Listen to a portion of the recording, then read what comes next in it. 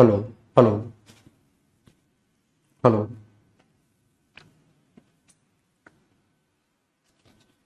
Good morning मित्रों। क्या हाल है? कैसे हो सभी? पढ़ाई तो ठीक से कर रहे हो या नहीं? अध्ययनगत जीवन अच्छे से गुजर रहा है या नहीं?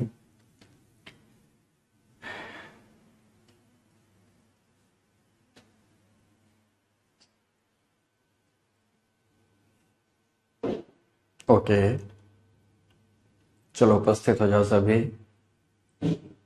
गुड।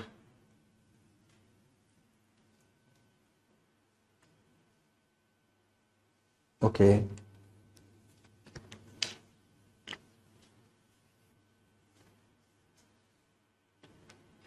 हम्म।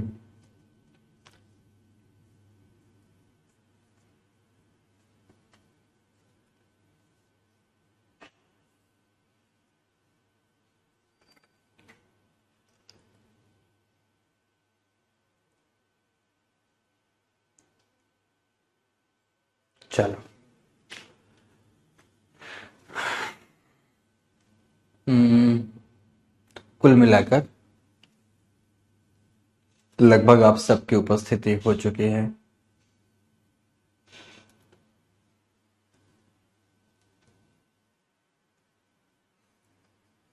ओके।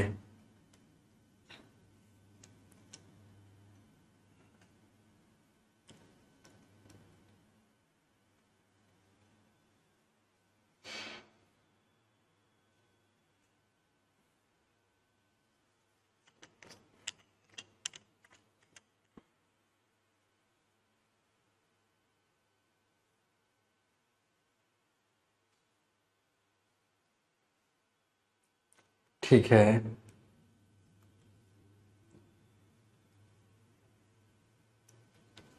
ओके। चलो गुड। मैंने सभी विद्यार्थियों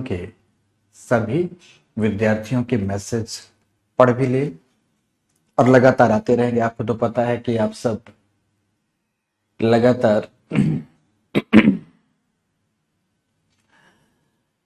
मैसेज करते ही रहेंगे।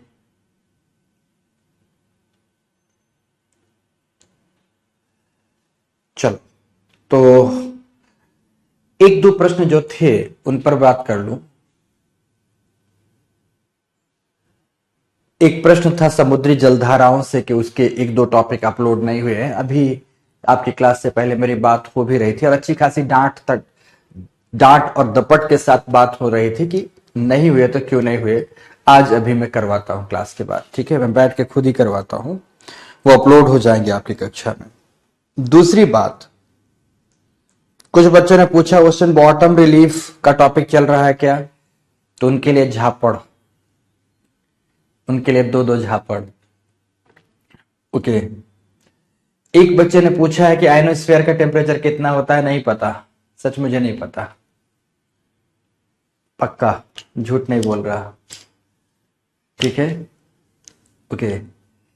बाकी कुछ एक विद्यार्थियों ने पूछा है कि क्या ये मेंस की क्लास है? Pre cum mains, not mains, pre cum mains. बाकी सब बच्चों ने ठीक ही ठीक सब कुछ लिखा है। कुछ ऐसी बात नहीं लिखी जो जिसका मुझे जवाब देना चाहिए था, है ना? जवाब देना चाहिए था। अब आते हैं अपने टॉपिक में। कल हम लोगों ने बखूबी वायुमंडल की संरचना को पढ़ा था, जिसमें से पहले आधार पर वायुमंडल की संरचना पर कही गई तमाम बातों को लिखा भी था। फिर तापमान परिवर्तन के आधार पर वायुमंडल की संरचना कुछ इस प्रकार की है। ये चीज मैंने दिखाई थी आपको, समझाई भी थी आपको, पर लिखाया नहीं था। अभी समय समाप्त हो गया था इसलिए लिखा नहीं पाया था। आज इसे लिखना है और लिखने के बाद हमें अगले टॉपिक में प्रवेश भी करना है। तो लिखो सभी के सभी। नो मोर कमेंट्स मेरे दोस्तों। इतना कमेंट्स करोगे तो मैं कैसे पढ़ा पाऊंगा? बस कोई कमेंट्स नहीं, कोई कमेंट्स नहीं। ठीक है, चलो आ जाओ।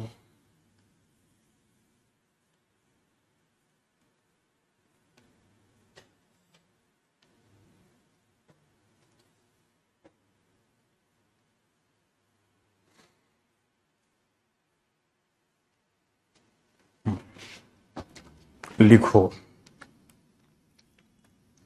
हेडिंग दो, क्षोभ मंडल। मैं अब ध्यान रखना, अभी कोई ये नहीं बोलेगा सर आप समझाए नहीं है, आप केवल लिखा रहे हैं। कल एक एक शब्द समझा दिया हूं, आज सभी बातों को केवल लिखना है। लिखो क्षोभ मंडल, इंग्लिश में ट्रोपोस्फेयर, ट्रोपोस्फेयर डैश देकर वायुमंडल की सबसे निचली परत,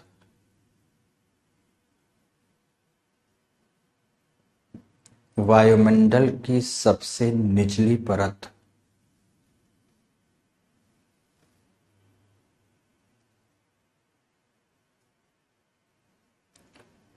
जिसकी ऊंचाई विषुवतीय प्रदेशों में,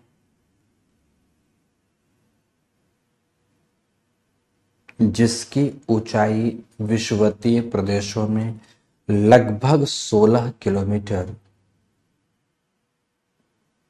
विषुवतीय प्रदेशों में लगभग 16 किलोमीटर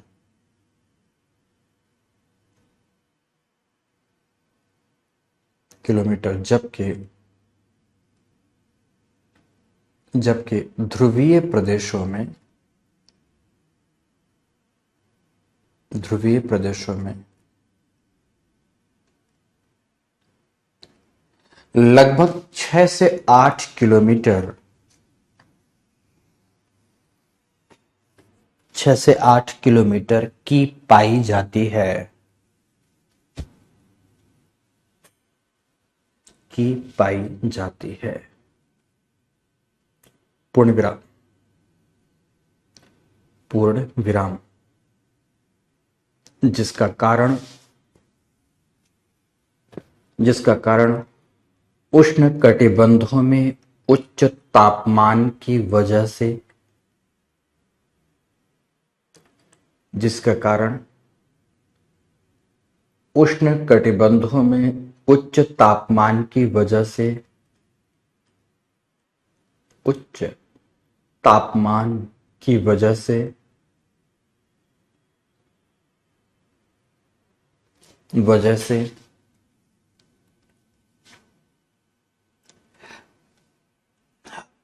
होने वाला सालों भर की, होने वाली सालों भर की संवहन क्रिया,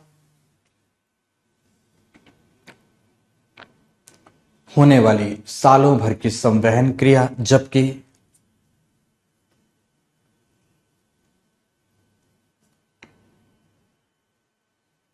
ध्रुवीय प्रदेशों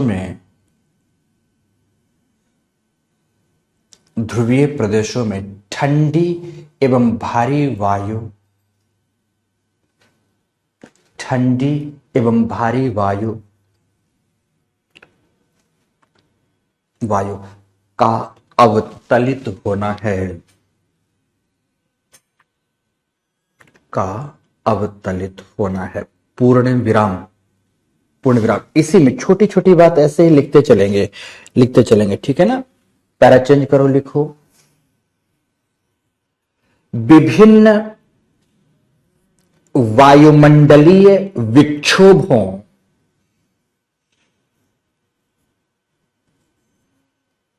विभिन्न वायुमंडलीय विक्षोभों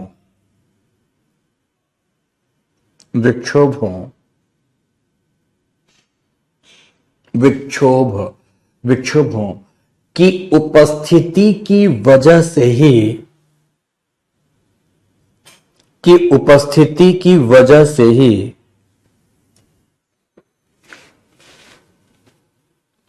इसे क्षोभ मंडल कहा जाता है, इसे क्षोभ मंडल कहा जाता है, जहां जहां विभिन्न मौसमी एवं जलवायविक परिघटनाएं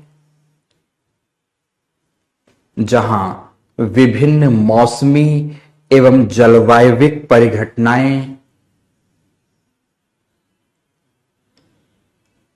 मौसमी एवं जलवायविक परिघटनाएं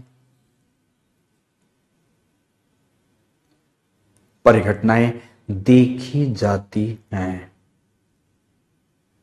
जहां विभिन्न मौसमी एवं जलवायविक परिघटनाएं देखी जाती हैं। देखी जाती हैं। पूर्ण विराम। पूर्ण विराम। ठीक है, पूर्ण विराम लिखिए। पृथ्वी सतह से संलग्न, पृथ्वी सतह से संलग्न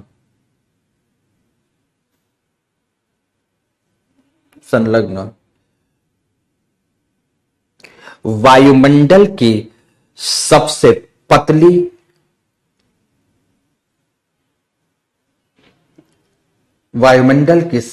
पतली परंतु सर्वाधिक घनत्व वाली यह परत, सर्वाधिक घनत्व वाली यह परत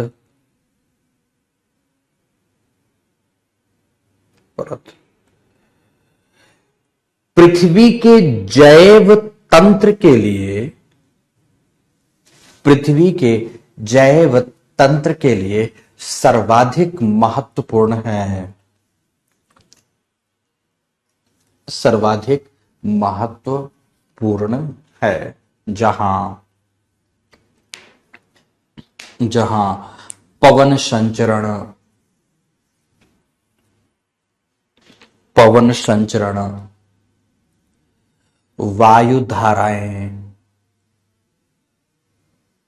वायुधाराएं, चक्रवात,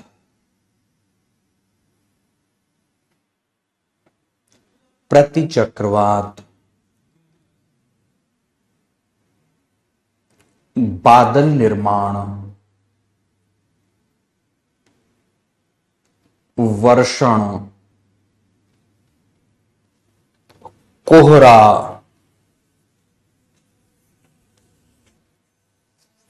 आदि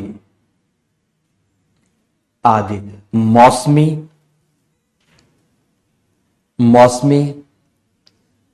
घटक निरंतर क्रियाशील रहते हैं। निरंतर क्रियाशील रहते हैं। पूर्ण विराम। ओके संतोष, अभी हमने शुरू किया है, एक पेज बस छोड़ दो। तो ये था आपका क्षोभ मंडल। अब पैरा चेंज करते हुए क्षोभ सीमा के बारे में लिखना है और तापमान के बारे में लिखना है। तो लिखिए, पैरा चेंज करते हुए क्षोभ मंडल के बारे में अंतिम बात लिखिए। इस मंडल में ऊंचाई के साथ, इस मंडल में ऊंचाई के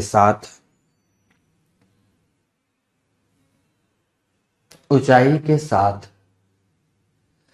प्रति किलोमीटर 6.5 डिग्री सेल्सियस, प्रति किलोमीटर 6.5 डिग्री सेल्सियस तापमान की गिरावट देखी जाती है। तापमान की गिरावट देखी जाती है, जिसे सामान्य ताप पतन दर, एनवायरमेंटल लैप्स रेट या नॉर्मल लैप्स रेट, सामान्य ताप पतन दर कहा जाता है। इस आधार पर इसकी ऊपरी सीमा तक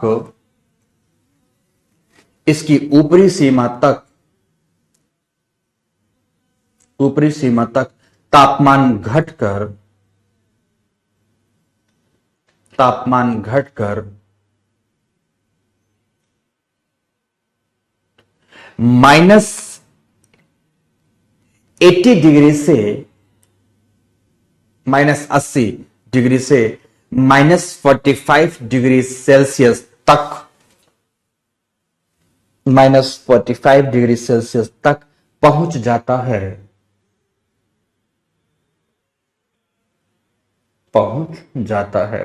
पूर्ण विराम लगाकर लिखेंगे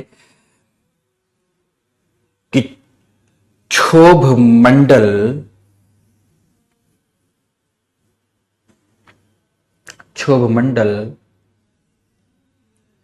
की ऊपरी 2 किलोमीटर की पेटी में क्षोभ मंडल की ऊपरी 2 किलोमीटर की पेटी मतलब बेल्ट की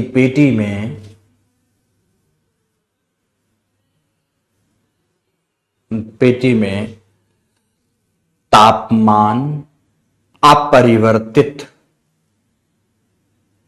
अपरिवर्तित रहता है,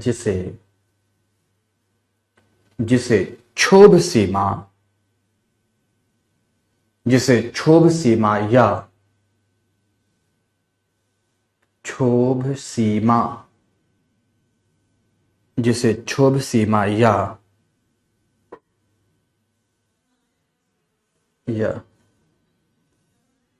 क्या कहते हैं मित्रों, ट्रोपोपॉज कहा जाता है। TROPAUSE ट्रोपोपॉज कहा जाता है। दिस वन, ये पेटी आपकी क्या कहलाएगी, ट्रोपोपॉज कहलाएगी। ट्रोपोपॉज कहा जाता है। पूर्ण विराम। पहली बात समाप्त हुई। अब दूसरी लिखो मित्रों सभी, समताप मंडल, स्ट्रेटोस्फेयर, समताप मंडल,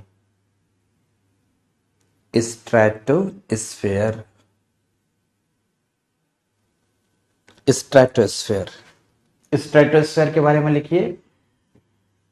क्षोभ सीमा से 50 किलोमीटर की ऊंचाई तक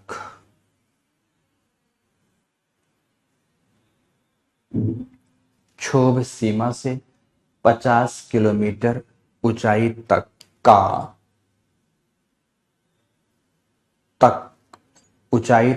का वायुमंडल, क्षोभ सीमा से 50 किलोमीटर की ऊंचाई तक का वायुमंडल। पूर्ण विराम लगाएं। चूंकि यह मंडल वायु के कई क्षैतिज परतों में विभाजित है। वायु के कई क्षैतिज परतों में विभाजित है। कई क्षैतिज परतों में विभाजित है। इसलिए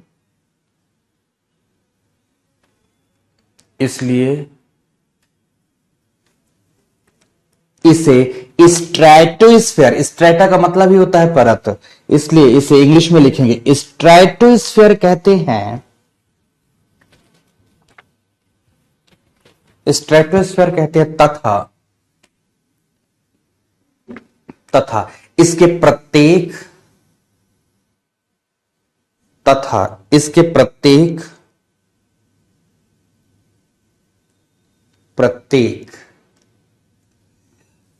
परत का आंतरिक तापमान,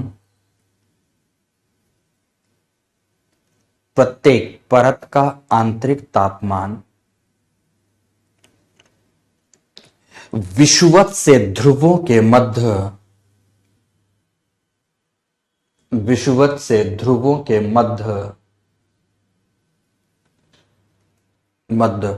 समान बना रहता है। लगभग समान की बात है, समान बना रहता है। इसलिए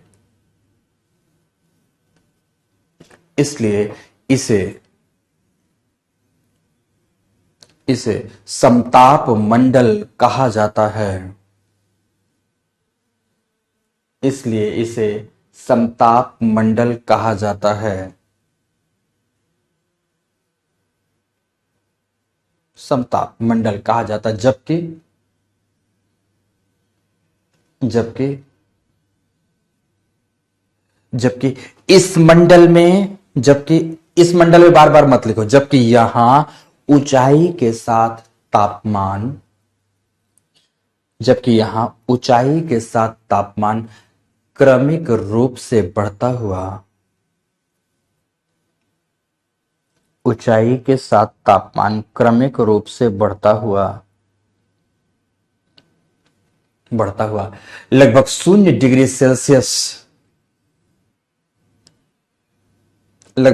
डिग्री सेल्सियस तक पहुंच जाता है। लगभग 0 डिग्री सेल्सियस तक पहुंच जाता है। पूर्ण विराम पर चेंज करते हुए लिखेंगे, यहां तापमान वृद्धि का कारण यहां तापमान वृद्धि का कारण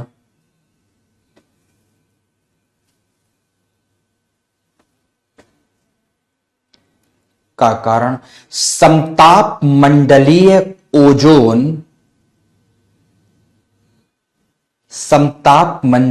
ओजोन की प्राप्ति है, की उपस्थिति है। समताप मंडलीय ओजोन की उपस्थिति है। समताप मंडलीय ओजोन की उपस्थिति है। पूर्ण विराम लिखो, पराबैंगनी किरणों की उपस्थिति में पराबैंगनी अल्ट्रावायलेट रेज पराबैंगनी किरणों की उपस्थिति में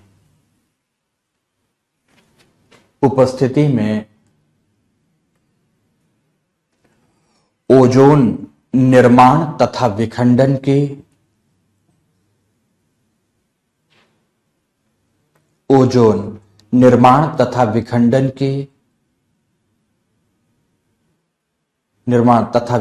की चक्रीय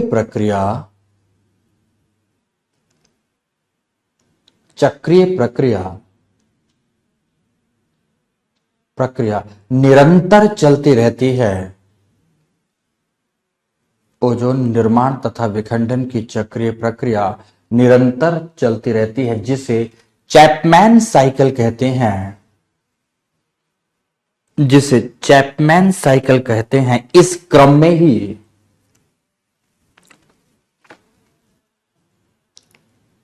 चैपमैन साइकिल कहते हैं। इस क्रम में ही पराबैंगनी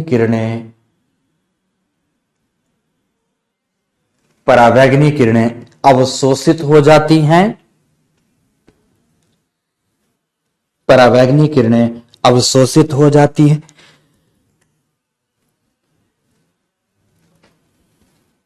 तथा इस मंडल का तापमान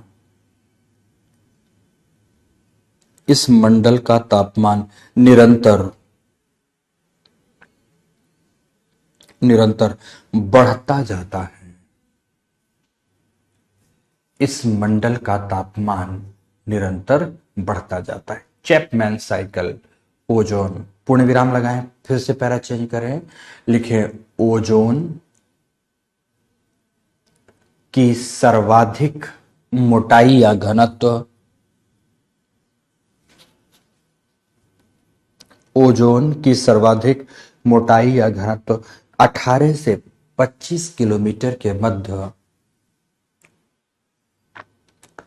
18 से 25 किलोमीटर के मध्य प्राप्त होती है।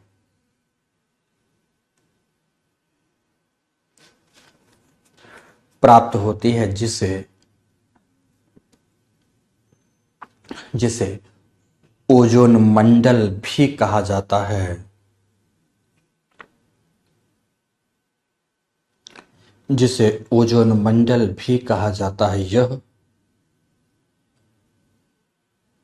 यह हमारे पृथ्वी तंत्र के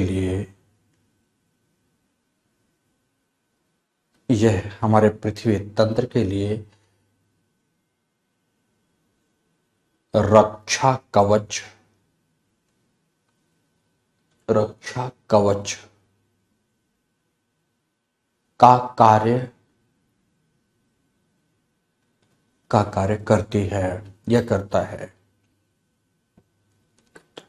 पूर्ण विराम, पूर्ण विराम।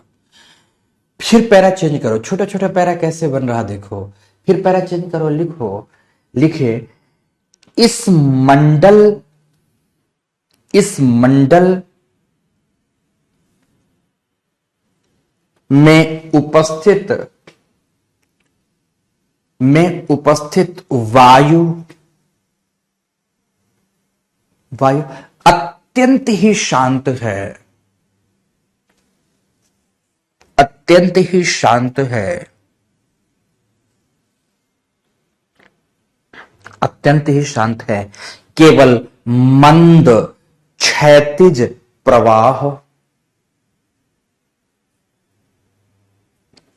केवल मंद क्षैतिज प्रवाह पाया जाता है, मंद क्षैतिज प्रवाह पाया जाता है, जिसकी वजह से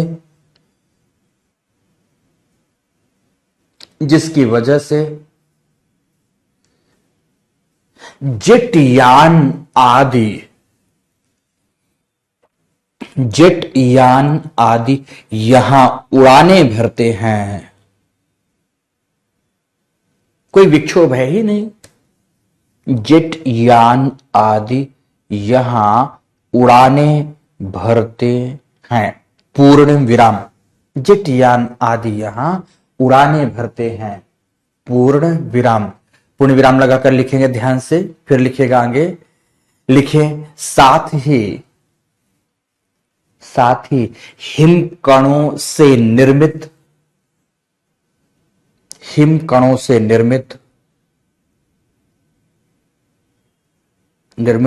अत्यंत ही चमकीले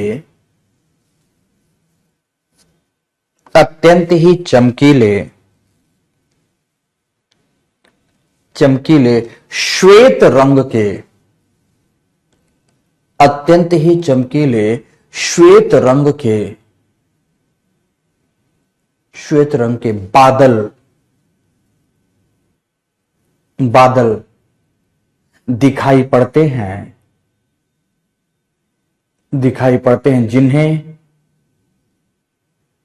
जिन्हें इंग्लिश शब्द mother of pearl cloud, mother of pearl cloud, mother of pearl cloud, Hindi में मुक्ता मेघ की जननी, मुक्ता मेघ की जननी कहा जाता है। पूर्ण विराम, पूर्ण विराम, पूर्ण विराम। इसी पैराग्राफ में लिखेंगे इसकी ऊपरी 2 किलोमीटर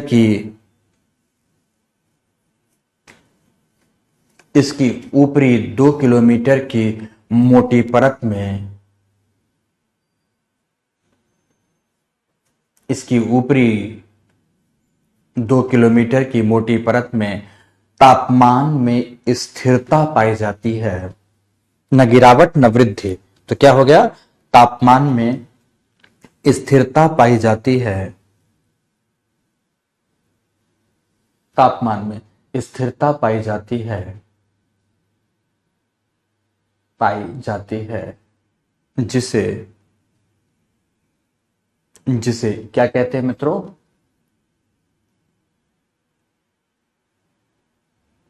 तापमान में स्थिरता पाई जाती है, जिसे समताप सीमा, स्ट्रेटोपॉज, समताप सीमा स्ट्रेटोपॉज कहा जाता है। समताप सीमा स्ट्रेटोपॉज कहा जाता है।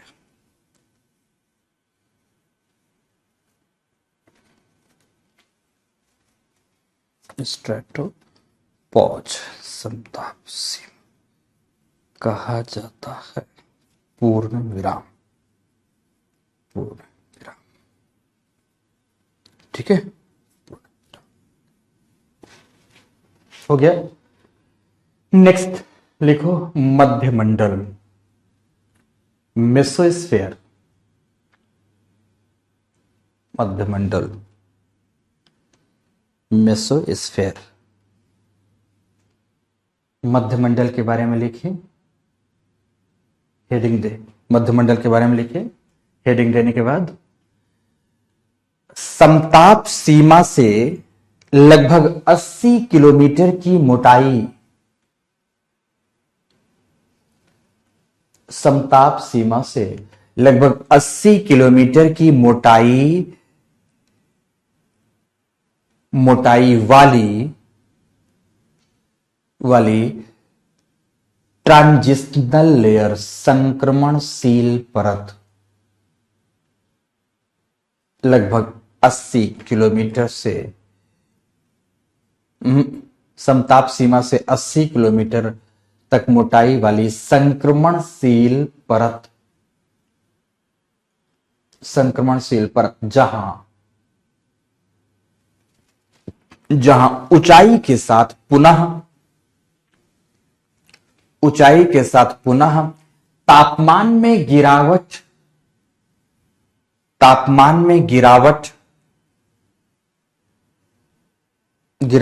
अंकित की जाती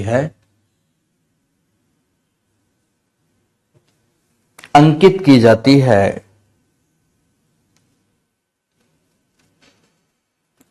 तथा ऊपरी सीमा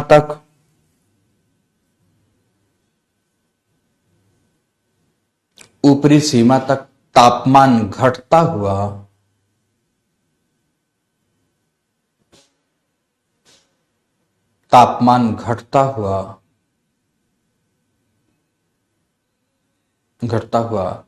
लगभग -85 से -110 डिग्री सेल्सियस, 110 डिग्री सेल्सियस तक पहुंच जाता है।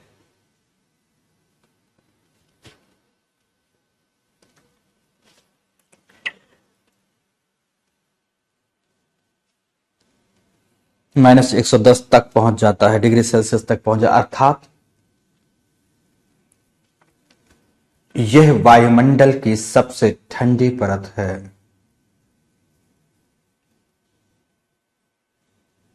अर्थात यह वायुमंडल की सबसे ठंडी परत है।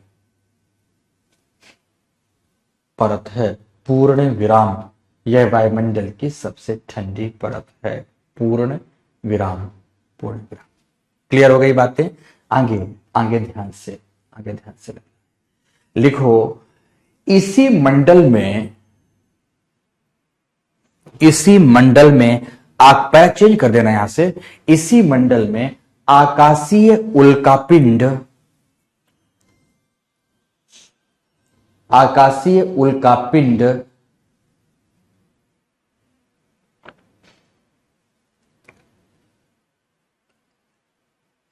वायुमंडलीय घर्षण की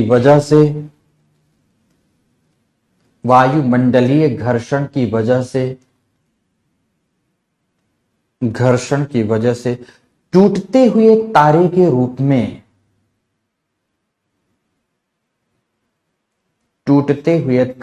रूप में दिखाई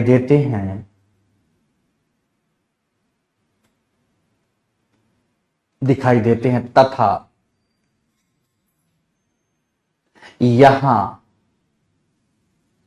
निर्मित होने वाले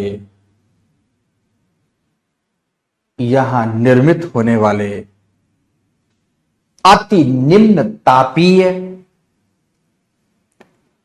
निम्न तापीय दुर्लभ बादलों को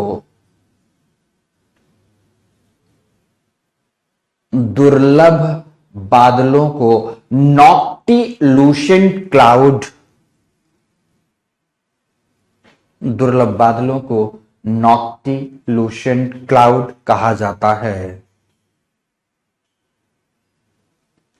नॉक्टिलूशन क्लाउड कहा जाता है। पूर्ण विराम लगाकर इसकी ऊपरी सीमा पर भी, इसकी ऊपरी 2 किलोमीटर की सीमा पर भी, इसकी ऊपरी 2 किलोमीटर की सीमा पर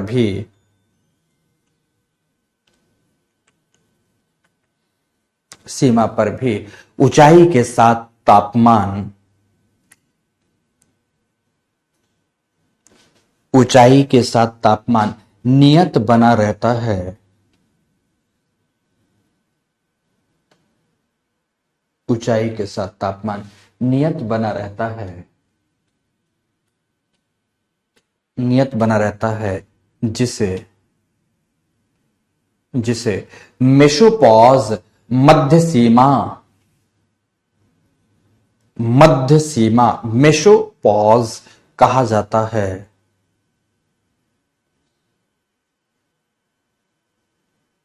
मेसोपॉज कहा जाता है।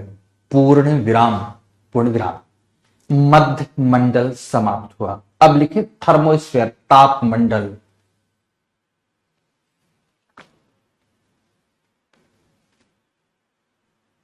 मध्य मंडल के बाद तापमंडल लिखेंगे, थर्मोस्फेयर लिखिए। मध्य मंडल से, मध्य मंडल के उपरांत, मध्य मंडल के उपरांत, मध्य मंडल के उपरांत ऊंचाई के साथ, मध्य मंडल के उपरांत ऊंचाई के साथ तापमान में निरंतर वृद्धि,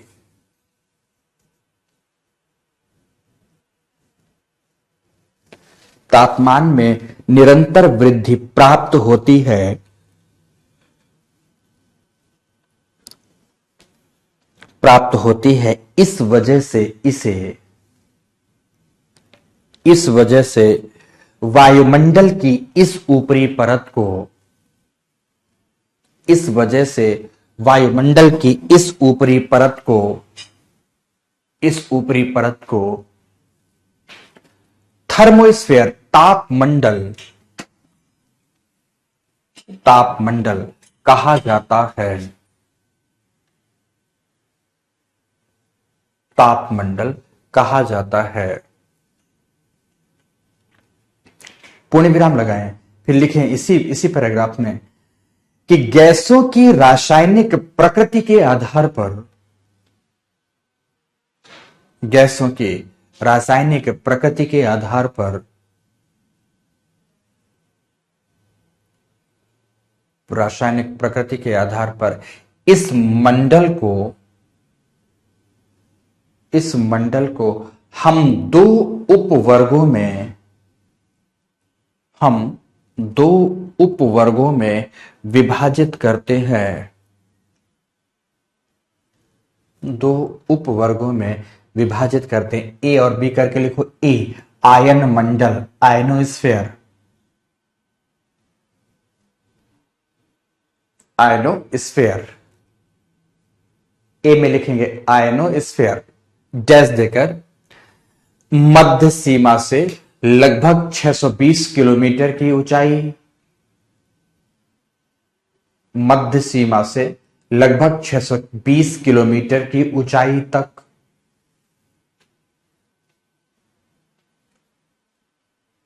ऊंचाई तक, जहां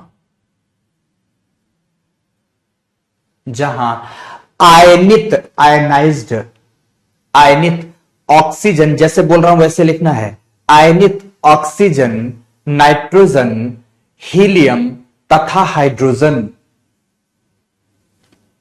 आयनित ऑक्सीजन, नाइट्रोजन, हीलियम तथा हाइड्रोजन की क्रमिक क्षैतिज परतें, क्रमिक क्षैतिज परतें पाई जाती हैं। क्रमिक क्षैतिज परतें पाई जाती हैं, जिन्हें डी, ई, एफ, जी,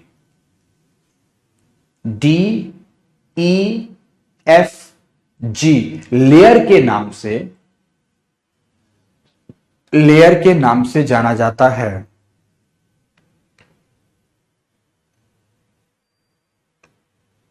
DEFG लेयर के नाम से जाना जाता है। पूर्ण विराम लगाकर लिखें डी लेयर स्पोरडिक,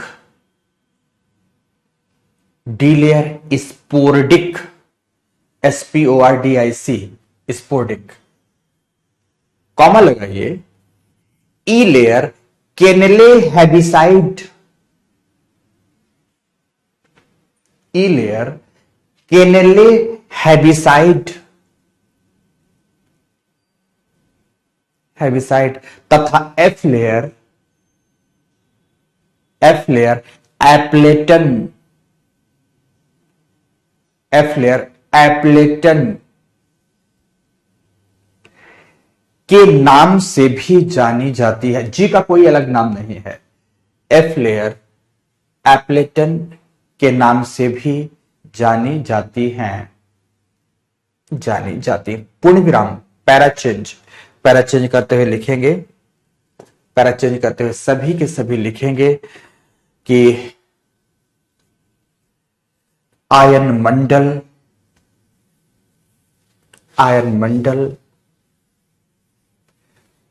के दोनों ध्रुवीय क्षेत्रों में, आयन मंडल के दोनों ध्रुवीय क्षेत्रों में, दोनों क्षेत्रों में, दोनों ध्रुवीय क्षेत्रों में ध्रुवीय रात्रिकालीन, ध्रुवीय रात्रिकालीन, रात्रिकालीन चमकीला प्रकाश,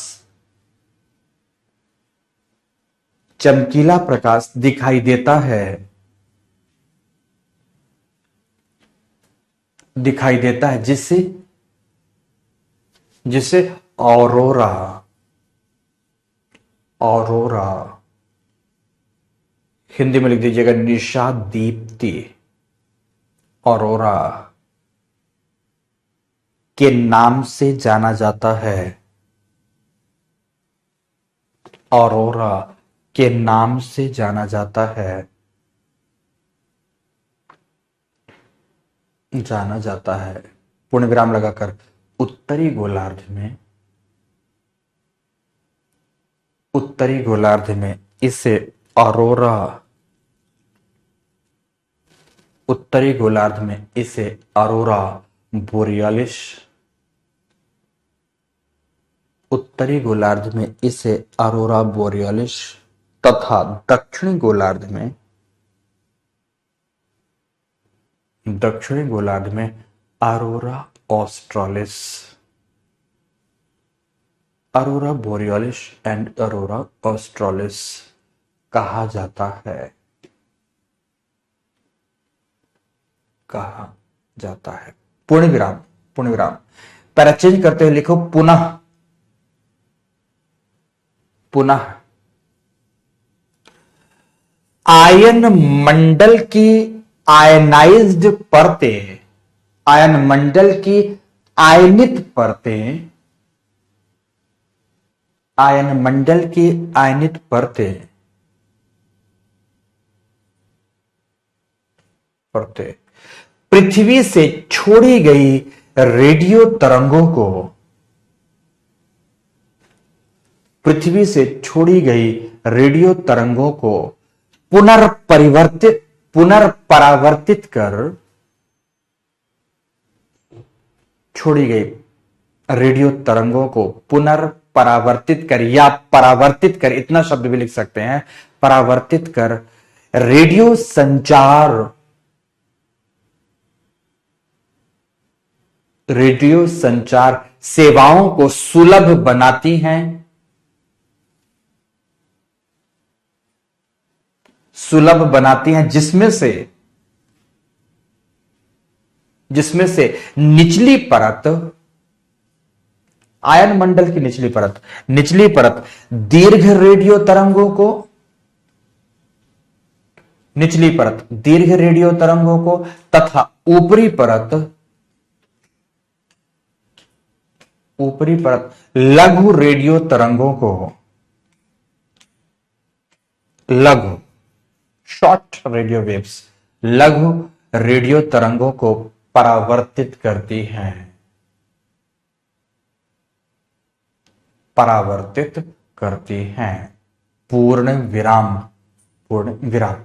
ये था मित्रों आयनोस्फीयर की बात। मैंने यहां कहा था इसे ए लिखना, तो अब दूसरे पर आइए, बी लिखिए। बी पर लिखिए बहिर्मंडल। ए हो गया आयन मंडल और बी लिखेंगे बहिर्मंडल, एक्सोस्फीयर, बहिर्मंडल, एक्सोस्फीयर, एक्सोस्फीयर। लिखेंगे आयन मंडल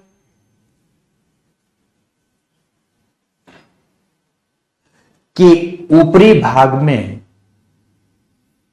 आयन मंडल के ऊपरी भाग में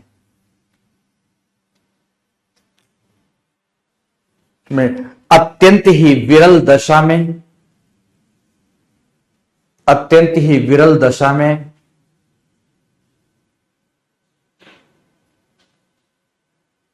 आणविक ऑक्सीजन, आणविक ऑक्सीजन उपस्थित रहती है। आणविक ऑक्सीजन उपस्थित रहती है जहां ऊंचाई के साथ तापमान निरंतर, ऊंचाई के साथ तापमान निरंतर बढ़ता हुआ, बढ़ता हुआ लगभग 5800 डिग्री सेल्सियस, लगभग 5800 डिग्री सेल्सियस तक पहुंच जाता है। लगभग 5800 डिग्री सेल्सियस तक पहुंच जाता है।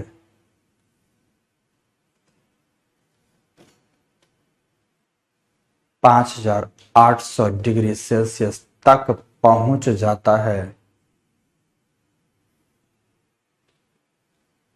ऊंचाई के साथ तापमान बढ़ता हुआ लगभग 5800 डिग्री सेल्सियस तक पहुंच जाता है।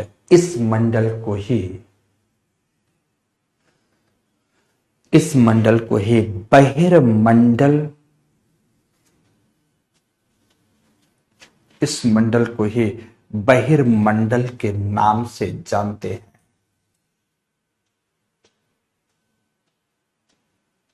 इस मंडल को ही बहिर्मंडल के नाम से जानते हैं। पूर्ण विराम लगाकर लिखेंगे चूंकि, चूंकि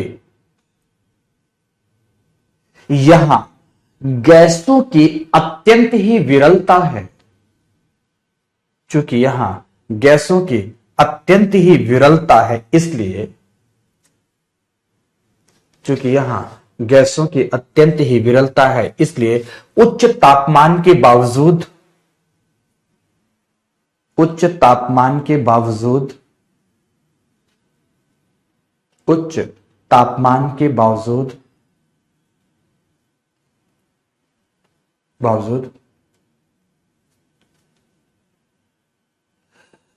तापमान महसूस नहीं किया जा सकता।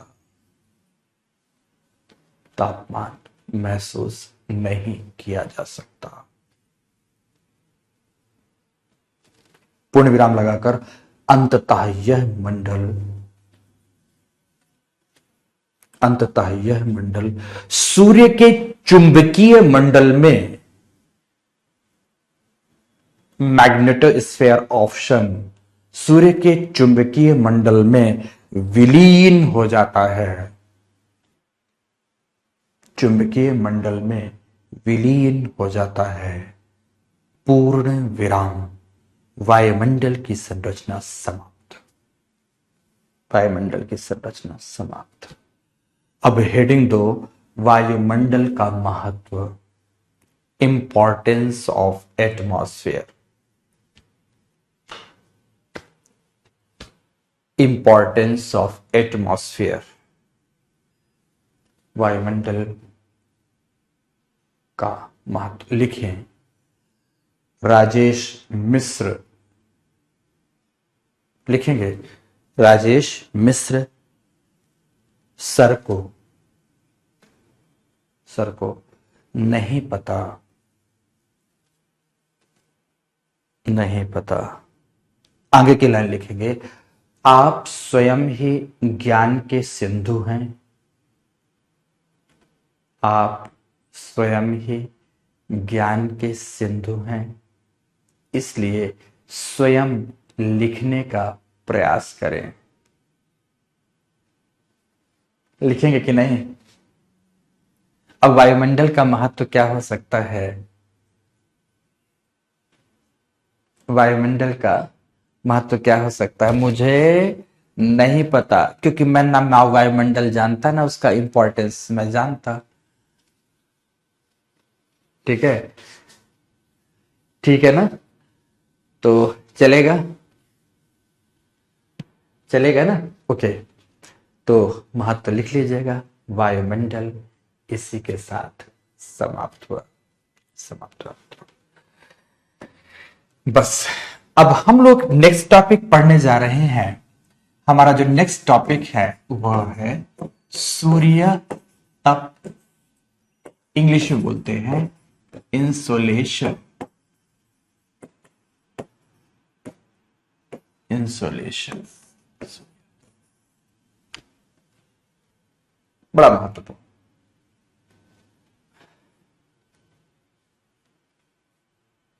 बड़ा इंपॉर्टेंट। सूर्य तप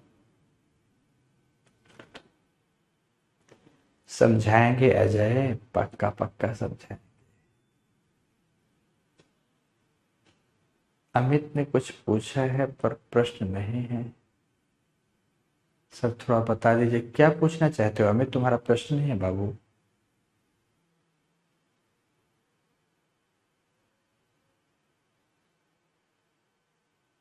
ओके प्रदीप, ओके ठीक है। आइए मजे के साथ आइए सूर्य तप को समझते हैं। अब वायुमंडल का महत्व तो आप सब लोग लिख लेंगे यार, जिन दिन रात वायुमंडल में ही जीते हैं। अब उसे मैं महत्व लिखाऊं 2-4 बिंदु तो क्या मतलब, इतना तो कम से कम मेंटल जॉटिंग करेंगे ना। और हाँ ये भी है, कल आप लोगों के पास पीडीएफ मटेरियल अपलोड हो चुका होगा, प्रिंटेड मटेरियल अपलोड हो चुका होगा, एक बार देख लीजिएगा, ठीक है ना। उसमें क्वेश्चंस वगैरह भी दिए गए हैं, देख लीजिएगा, क्योंकि इस सैटरडे में आपका टेस्ट होने जा रहा है। टेस्ट सभी के सभी देंगे, ठीक है। ओके, संजय बाबू ने पूछा नॉक्टिलिसेंट क्लाउड। कल की क्लास में जाओ और संजय बाबू पढ़ो, अगर न समझ में आए तो पूछना। अरोरा को हम देखते हैं यस, पर हम जब ध्रुवों में जाएंगे तब देखेंगे, यहां से नहीं देखेंगे। क्रांति, यहां से आप नहीं जाओगे। कुछ बच्चों ने लिखा कि सर आपने टाइड्स के सिद्धांत के केवल नाम लिखाए हैं, टाइड से सिद्धांत नहीं पढ़ाए। एक झापड़ मारूंगा खींचकर जिनने लिखे थे, मुझे मैसेज भी करके भेजा है। अरे कितना बढ़िया बताया था कि जीएस में टाइड्स की थ्योरीज नहीं पूछे जाएंगे, वो ऑप्शनल में पूछे जाते हैं, इसलिए नहीं पढ़ाया था। सब कुछ बताया हूं, लेकिन फिर भी काएं काएं कुछ न कुछ करना ही है, कुछ न कुछ करना ही है, क्योंकि आपका अधिकार बनता है बोलने का, तो बोलना ही है कुछ भी। हाँ, समुद्री जलधाराओं का वीडियो नहीं डला है, वो आज हम डलवा देंगे, ठीक है, पक्का पक्का डलवा देंगे, ठीक। चलो ठीक है, पीडीएफ में क्वेश्चन नहीं है सर, पक्का होगा। जहां पे क्लाइमेटोलॉजी फिनिश हो रही है तो प्रीवियस ईयर के क्वेश्चंस पूछे ही गए होंगे, पक्का पक्का होगा। मैंने तो देखा था कुछ अलग नोट्स नहीं डल गया होगा, तो मेरे पास जो आया है वही था, और निश्चित रूप से होंगे क्वेश्चंस। पीडीएफ में क्वेश्चन नहीं है, पीडीएफ में क्वेश्चन नहीं है सर, कई बच्चे लिख रहे हैं मैं स्टूडेंट। कैसे बोलते हो, देखे भी हो या नहीं देखे हो? पीडीएफ में क्वेश्चन नहीं। चलो मैं एक बार पीडीएफ का पेज भी बता देता हूं, मेरे पास जो भेजा गया है। जस्ट वेट,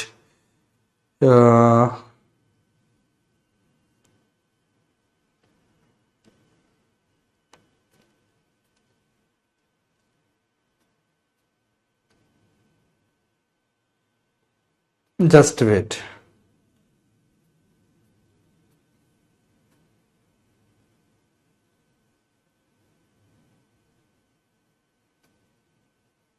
अरे सच कह रहे हो यार, इसमें तो ये जो पीडीएफ है इसमें क्वेश्चन नहीं है। चलो मैं उसे बोलता हूँ क्वेश्चन अलग से दे दे, ठीक है। आप सच कह रहे हो क्वेश्चन नहीं है, जबकि मेरे पास एक भेजा गया था जिसमें प्रॉपरली क्वेश्चन भी एडेड थे, जस्ट मैं बताता हूँ इसमें प्रॉपर क्वेश्चन थे। देखो इसमें विगत वर्षों में सिविल सर्विसेज की प्रारंभिक परीक्षा में पूछे गए प्रश्न, पृथ्वी के धरातल से ऊपर की ओर वायुमंडल के विभिन्न स्तरों का अनुक्रम बताइए। रेडियो तरंगों के विक्षेपण के लिए वायुमंडल के निम्नलिखित स्तरों में कौन सा रिस्पॉन्सिबल है। प्रीलिम्स के क्वेश्चन दिए, निम्नलिखित में से कौन से वायुमंडल के स्तरों एवं उनके अभिलक्षणों को सुमेलित करता है। अधिकांश मौसमी गतिविधियां जिस वायुमंडलीय परत पर होती है वह कौन सी है। बेतार संचार पृथ्वी की सतह को निम्नांकित द्वारा परिवर्तित किया जाता है। पहले प्रीलिम्स का दिया, फिर मुख्य परीक्षा में आए हुए प्रश्नों में, मुख्य परीक्षा में वायुमंडल की संरचना एवं संक्षिप्त पर संक्षिप्त टिप्पणी व्यक्त करिए। फिर दूसरा, वायुमंडल के विभिन्न परतों को विभाजित करते हुए उनकी विशेषताओं पर भी चर्चा करिए। तमाम प्रकार के प्रश्न इसमें दिए गए हैं, कुछ वजह से उसमें हट गए होंगे तो मैं आप लोगों को प्रश्न भी डलवा दूंगा मित्रों, तो आपका ये सब टॉपिक भी हो जाएगा, ठीक है ना। बस इतना ही। अभिषेक ने और भी कई बच्चों ने पूछा है कि ट्रोपोपॉज की ऊंचाई के साथ तापमान ट्रोपोपॉज में क्षोभमंडल में क्यों घटता। तो मैंने बताया ना कि आने वाला है टॉपिक मेरे दोस्त, सब समझ में आ जाएगा, ध्यान रखना, ठीक है, ध्यान रखना। इंसुलेशन एंड हीट बजट जब पढ़ोगे तो पूरी बात ही समझ में आ जाएगी, तो क्यों परेशान हो रहे, पक्का आ जाएगा। अब सुरेंद्र ने लिखा है कि क्वेश्चन भी करवा दीजिए, क्वेश्चन सेंड करवा दीजिए, तो पक्का करवाएंगे बाबू, ठीक है। वाटर करंट के 2-3 वीडियोस होंगे, बस इतना ही, उससे ज्यादा नहीं, ठीक है। अब आगे बढ़ें। अब कोई क्वेश्चन नहीं, नो मोर क्वेश्चन, पढ़ते हैं। मुकेश ने आप बहुत अच्छा पढ़ाते हैं, ओके ठीक है मुकेश, मोस्ट वेलकम मित्र। मेंस का मिला था क्वेश्चन मेंस का संतोष सर, साइंस टेक्नोलॉजी आज खत्म हो जाएगा और एक भी टेस्ट नहीं हो पाया है सर अभिषेक सर से। ठीक है, आगे टेस्ट का प्रोविजन उसमें भी करवा देंगे, ठीक है। तो साइंस टेक्नोलॉजी क्या आज खत्म हो रहा है, ओके। अब देखो कुछ बच्चों का यह है कि क्वेश्चन आंसर की फ्रेमिंग करवा दीजिए। ये बताओ, जब आपका टेस्ट होगा, मैं टेस्ट का डिस्कशन कराऊंगा तो बिना फ्रेमिंग का डिस्कशन होगा क्या। टेस्ट के क्वेश्चंस के डिस्कशंस के साथ साथ फ्रेमिंग आपकी हो जाएगी, बढ़िया से हो जाएगी। पहला टेस्ट देकर तो देखो, तब तो समझ में आएगा कि आखिर प्रश्न कैसे हल किए जाते हैं, आप क्या गलती करते हो, कुछ तो इंतजार करोगे। इंसुलेशन टॉपिक पढ़ाते हैं, सूर्य तप। देखो, माना कि ये है हमारे सूर्य भगवान भास्कर, जिन्हें हम लोग रश्मि रथी भी कहते हैं, सूर्य भगवान। आप ये भी जानते हैं ये दिन रात जल रहे हैं, भट्ठी की तरह जल रहे, और ये है हमारी माता श्री पृथ्वी, अर्थ सरफेस हो गया, पृथ्वी की सतह हो गई। पिता सूर्य, माता पृथ्वी आपके आमने सामने बैठे हुए हैं। अहर्निश आप सभी के सभी जानते हैं कि यहां नाभिकीय संलयन की प्रक्रिया होती है, न्यूक्लियर फ्यूजन हो रहा है।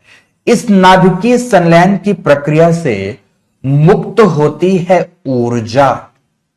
सुनते जाना, एक प्रश्न आपका नहीं देखूंगा, जब तक पूरी बात समझेंगे नहीं तब तक एक भी प्रश्न नहीं करेंगे, और जब मैं बोलूं कि अब मेरी बात समाप्त हो गई तभी प्रश्न करिएगा, और मैं यकीन दिलाता हूं 100% बात समझ में आ जाएगी। सूर्य में नाभिकीय संलयन की प्रक्रिया, जिसमें हाइड्रोजन के 2 समस्थानिक ड्यूटेरियम एंड ट्यूटेरियम आपस में मिलते हैं, एक हीलियम का परमाणु बनता है और ऊर्जा मुक्त होती है। तो नाभिकीय संलयन की प्रक्रिया से सूर्य की सतह से निरंतर ऊर्जा मुक्त हो रही है। मैंने ऊष्मा ऊर्जा नहीं कहा, ऊर्जा मुक्त हो रही है। एनर्जी मुक्त हो रही है और सूर्य से मुक्त होने वाली ऊर्जा चारों ओर फैल रही है, जिसकी एक निश्चित मात्रा पृथ्वी सतह तक भी पहुंचती है। विद्वानों ने, जलवायुवेत्ताओं ने कहा है कि अगर सूर्य से प्रति इकाई कालखंड पर 2 बिलियन यूनिट एनर्जी मुक्त हो रही है तो उसका केवल 1 पार्ट ही हमें मिलता है। अर्थात यदि प्रति मिनट सूर्य की सतह से 2 अरब इकाई ऊर्जा मुक्त हो रही है तो उसका केवल एक छोटा सा अंश, एक अंश ही केवल हमें पृथ्वी को उसकी ऊर्जा प्राप्त होती है। इतनी कम ऊर्जा हमारी पृथ्वी को सूर्य से प्राप्त होती है, समझना। तो सूर्य से मुक्त होने वाली वह ऊर्जा, समझना ध्यान से, सूर्य से मुक्त होने वाली वह ऊर्जा जो पृथ्वी तथा पृथ्वी के वायुमंडल, सूर्य की सतह से मुक्त होने वाली वह ऊर्जा जो पृथ्वी तथा पृथ्वी के वायुमंडल को प्राप्त होती है, या पृथ्वी तथा पृथ्वी के वायुमंडल द्वारा ग्रहण की गई सूर्य ऊर्जा को क्या कहा जाता है? सूर्य तप कहा जाता है। ध्यान रखना, यह सूर्य ताप नहीं है, समझ रहे हैं? न सूर्य ताप है न सूर्य ताप है, बल्कि ये सूर्या तप है। जो लिखा है वही शब्द है, कंफ्यूज मत होइएगा, इंसुलेशन है। बेसिकली सूर्य से जो मुक्त हो रही है ऊर्जा वो हमें प्राप्त होती है रेडिएशन के रूप में मित्रों, विकिरण के रूप में प्राप्त होती है। विकिरण वह ऊर्जा होती है जिसके ट्रांसमिट होने के लिए, जिसके स्थानांतरित होने के लिए किसी माध्यम की आवश्यकता नहीं होती। सूर्य से मुक्त होने वाली ऊर्जा जो पृथ्वी तक पहुंचती है बिना किसी माध्यम के आती है, इसीलिए इसे रेडिएशनल एनर्जी कहते हैं। और चूंकि सूर्य की ऊर्जा है इसलिए इसे सौर विकिरण कहा जाता है। इंग्लिश में इसी को मित्रों हम सोलर रेडिएशन कहते हैं। इंग्लिश में क्या कहते हैं? सोलर रेडिएशन कहते हैं। तो सूर्य की सतह से मुक्त होने वाली ऊर्जा की वह मात्रा जो हमारे पृथ्वी एवं वायुमंडल सतह को प्राप्त होती है उसे सोलर रेडिएशन के नाम से जानते हैं। किस नाम से जानते हैं? सोलर रेडिएशन के नाम से जानते हैं। तो सोलर रेडिएशन जो हमारे पास आ रहा है, जो हमारे पास क्या हो रहा है मित्रों? आ रहा है, आने वाले रेडिएशन को हम बेसिकली कहते हैं इनकमिंग। क्या कहते हैं? इनकमिंग। तो 3 शब्द हमारे पास हो गए। इनकमिंग सोलर रेडिएशन, हमारी ओर आने वाला सूर्य का विकिरण। इन 3 शब्दों से हमने एक शब्द बनाया। इनकमिंग से ले लिया हमने इन, सोलर से ले लिया SOL और रेडिएशन से ले लिया, ध्यान से देखिएगा, सोलर से ले लिया SOL और रेडिएशन से ले लिया ATION। तो क्या हो गया मित्रों? ध्यान से, इन सो देखना लेशन, 3 शब्द बना रहा हूं। इन शोल एशन, तो क्या हो गया? इंसोलेशन हो गया। अर्थात इन 3 शब्दों के मेल से बना है शब्द इंसुलेशन। कुल मिलाकर अगर एक लाइन में परिभाषित करूं, total incoming solar radiation, total incoming solar radiation is equal to insulation. हो गया?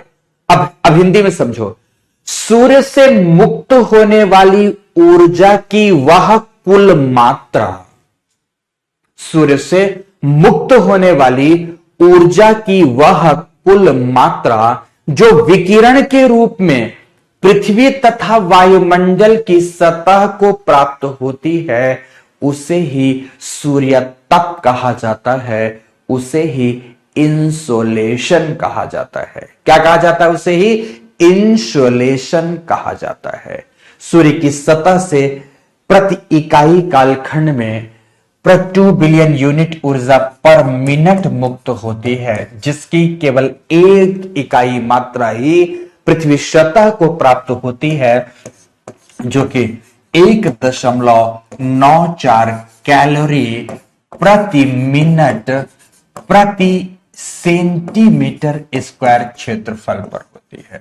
अर्थात अगर हम वायुमंडल या पृथ्वी सतह के हमें यहां पर वायुमंडल शब्द ही जोड़ना होगा आगे चलकर, अगर हम वायुमंडल या पृथ्वी सतह के 1 सेंटीमीटर स्क्वायर क्षेत्रफल को ले लें तो उसमें प्रति मिनट 1.94 कैलोरी एनर्जी सूर्य के द्वारा प्रदान की जाती है।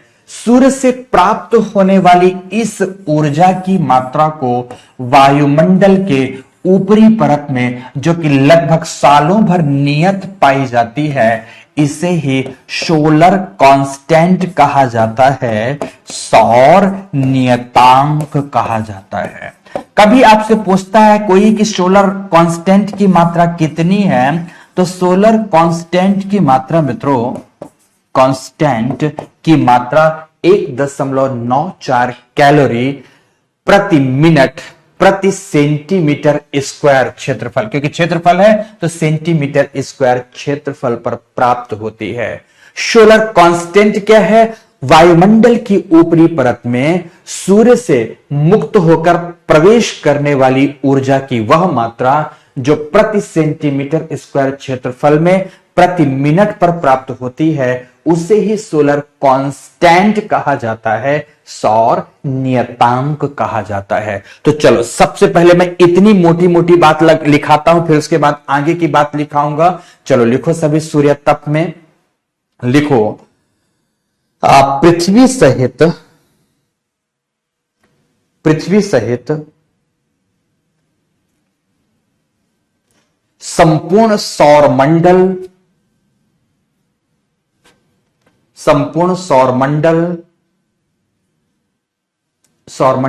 में ऊर्जा का स्रोत,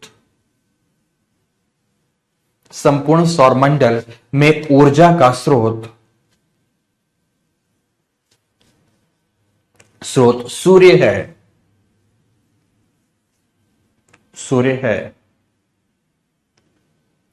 पूर्ण विराम लगाइए। सूर्य से नहीं, सूर्य से नाभिकीय संलयन की प्रक्रिया, नाभिकीय संलयन की प्रक्रिया से निरंतर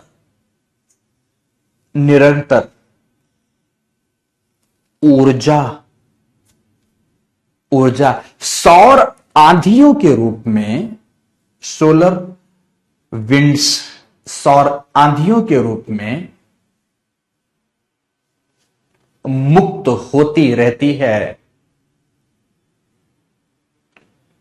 होती रहती है, जिसकी एक निश्चित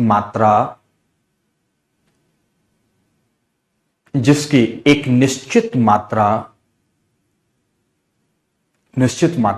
सौर विकिरण के रूप में, सोलर रेडिएशन, सौर विकिरण के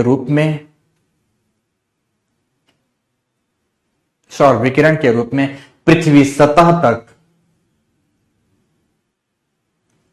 सतह तक लगभग 8 मिनट 20 सेकेंड में, लगभग शब्द जोड़ा हूं, लगभग 8 मिनट 20 सेकेंड में पहुंचती है। ये 20 सेकेंड भी हो सकता है, 22 भी हो सकता है, 16 भी हो सकता है, क्योंकि ये किस क्षेत्र की बात है इस पर डिपेंड करता है और वायुमंडल की दशा पर डिपेंड करता है। तो लगभग 8 मिनट 20 सेकेंड पर प्राप्त होती है। पूर्ण विराम। ध्यान से पैरा चेंज करेंगे यहां पर। सूर्य से मुक्त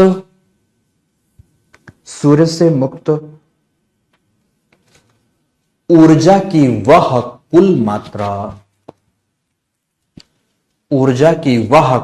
मात्रा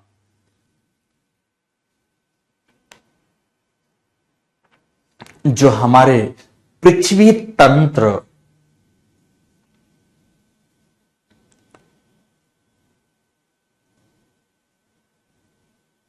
जो हमारे पृथ्वी तंत्र को प्राप्त होती है, उसे ही सूर्य तप कहा जाता है।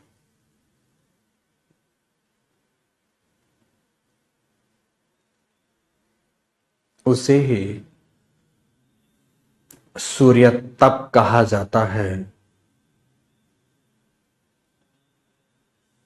क्या कहा जाता है? सूर्य तप, इंसुलेशन कहा जाता है। अर्थात इंग्लिश में इन्वर्टेड कामा में total incoming solar radiation, total incoming solar radiation is equal to insulation.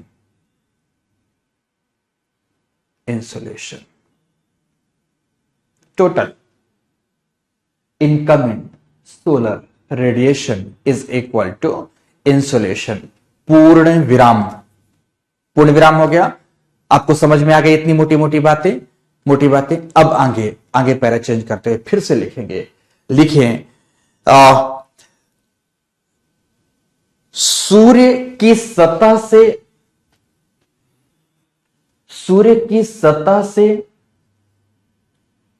प्रति मिनट लगभग 2 अरब इकाई मतलब यूनिट, 2 अरब इकाई ऊर्जा मुक्त होती है,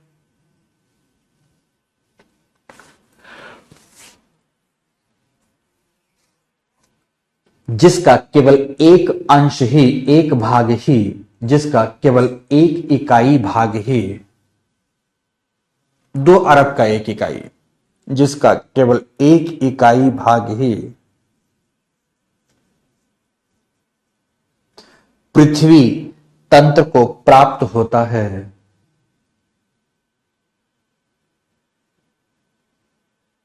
पृथ्वी तंत्र को प्राप्त होता है, जिसका मापन, मेजरमेंट, जिसका मापन वायुमंडल के ऊपरी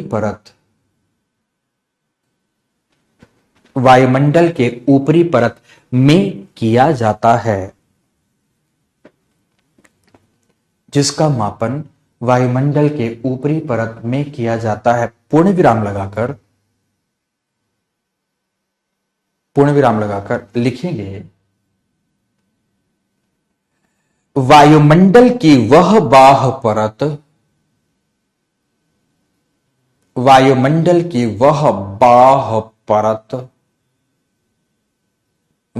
परत नहीं, ऐसा लिखो, वायुमंडल की बाह्य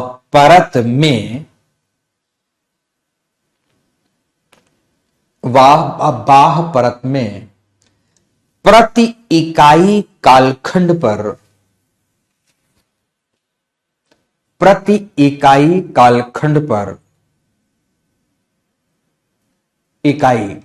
पर कोई भी टाइम पीरियड हमने दे दिया, प्रति इकाई कालखंड पर सूर्य से प्राप्त होने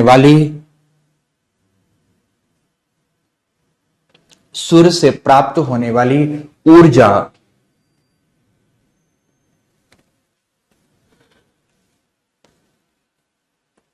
लगभग सालों भर नियत पाई जाती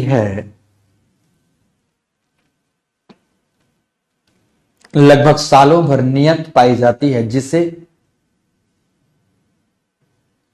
जिसे सौर नियतांक, सोलर कांस्टेंट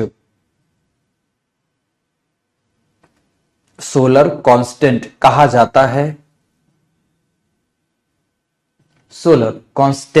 जाता है। इसकी मात्रा 1.94 कैलोरी, 1.94 कैलोरी प्रति मिनट प्रति सेंटीमीटर स्क्वायर क्षेत्रफल,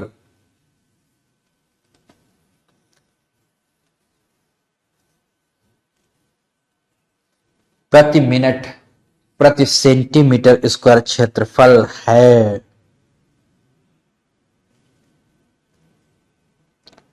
प्रति सेंटीमीटर स्क्वायर क्षेत्रफल है, क्षेत्रफल है, पूर्ण विराम, पूर्ण विराम। ठीक है ना। सोलर कांस्टेंट भी आपने समझा, इंसुलेशन भी आपने समझा। सूर्य से जो भी ऊर्जा आ रही है सब कुछ मिलाकर इंसुलेशन है। अब पैरा चेंज करो और लिखें सूर्य से प्राप्त सूर्य तप, सूर्य से प्राप्त सूर्य तप हमें शॉर्ट वेव रेडिएशन, लघु तरंगीय विकिरण, हमें शॉर्ट वेव रेडिएशन, लघु तरंगीय विकिरण के रूप में, लघु तरंगीय विकिरण के रूप में प्राप्त होता है।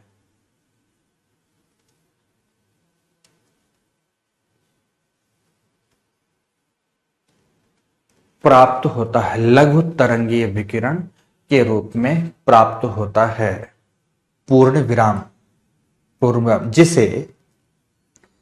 जिसे विद्युत चुंबकीय तरंग, इलेक्ट्रोमैग्नेटिक वेव, विद्युत चुंबकीय तरंग, इलेक्ट्रोमैग्नेटिक वेव भी कहा जाता है। इलेक्ट्रोमैग्नेटिक वेव, विद्युत चुंबकीय तरंग भी कहा जाता है। अब एक बात जो आप लोगों ने पहले पढ़ी हुई है कॉस्मोलॉजी पर, अब वो बात मैं पढ़ाने जा रहा हूं, वो बात पढ़ाने जा रहा हूं जिसे विद्युत चुंबकीय तरंग कहा जाता है। अगेन पढ़ना है आपको, फिर से पढ़ना है, मान लो रिवाइज हो जाएगा, जिन्हें नहीं पढ़ा उनके लिए पहली बार हो जाएगा। पूर्ण विराम लगाकर सूर्य से प्राप्त इलेक्ट्रोमैग्नेटिक वेव, सूर्य से प्राप्त इलेक्ट्रोमैग्नेटिक वेव, इलेक्ट्रोमैग्नेटिक वेव में निम्नलिखित ऊर्जा किरणें, निम्नलिखित ऊर्जा किरणें उपस्थित रहती हैं।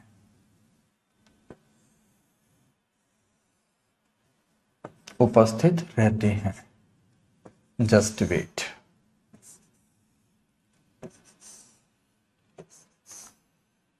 Just wait.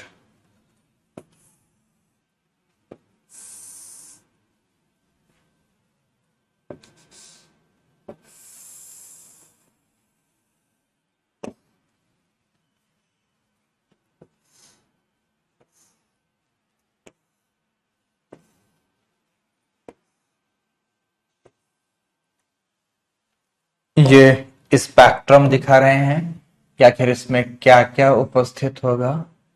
सपोज ये सूर्य से किरण मुक्त हुई और ये पृथ्वी की ओर आ रही है, सोलर रेडिएशन है।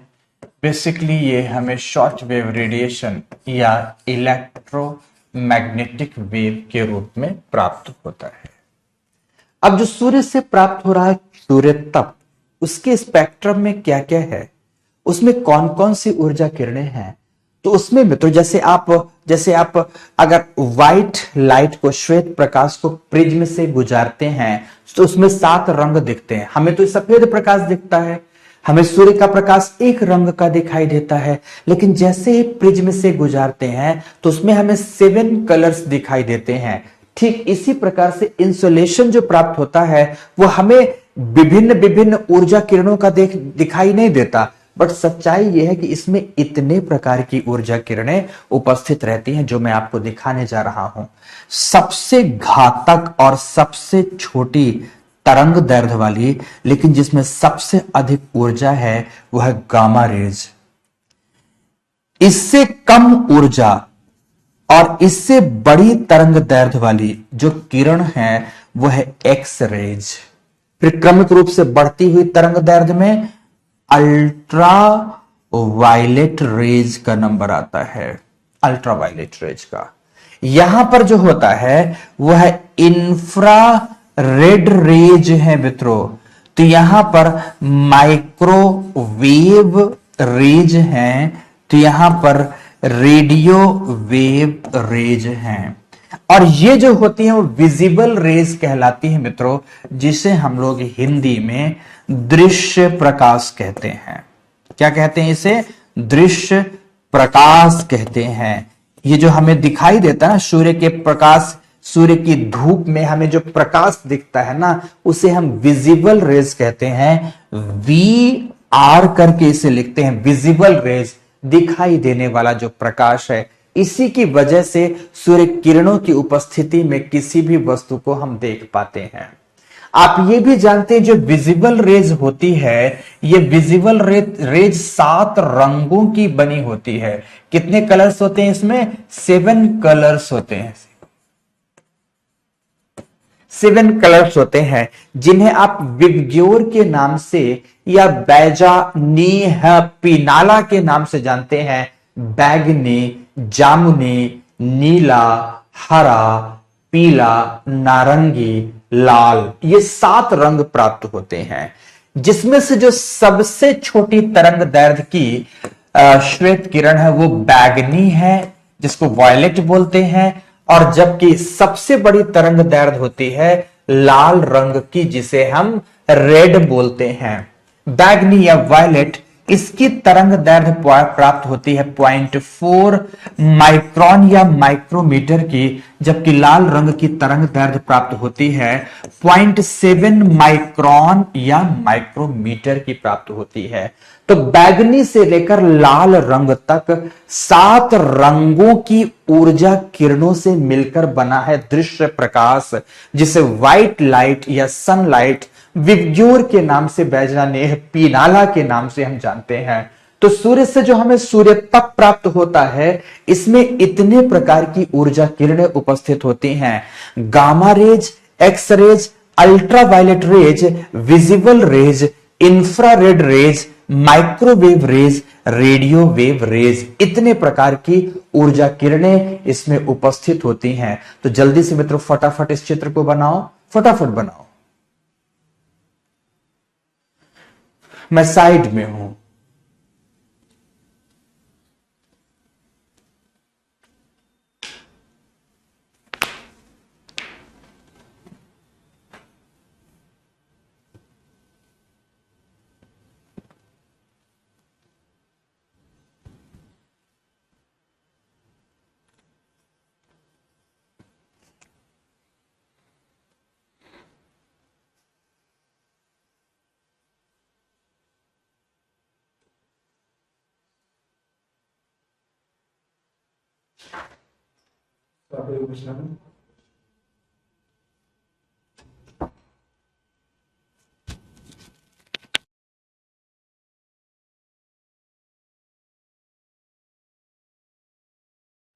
ओके, कई बच्चों ने लिखा है कि हम सब साथ में ही बना लिए हैं।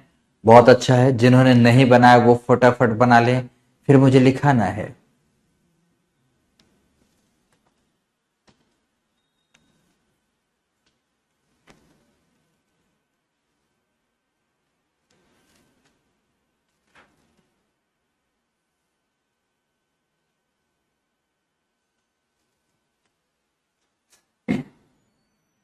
राम जी करके हमारा एक विद्यार्थी, वो एक ही बात के लिए परेशान है कि मेरे बैच में करंट अफेयर्स नहीं हो रही।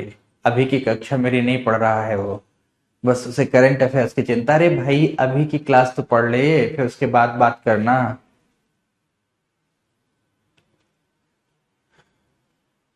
चलो ध्यान से आगे आइए।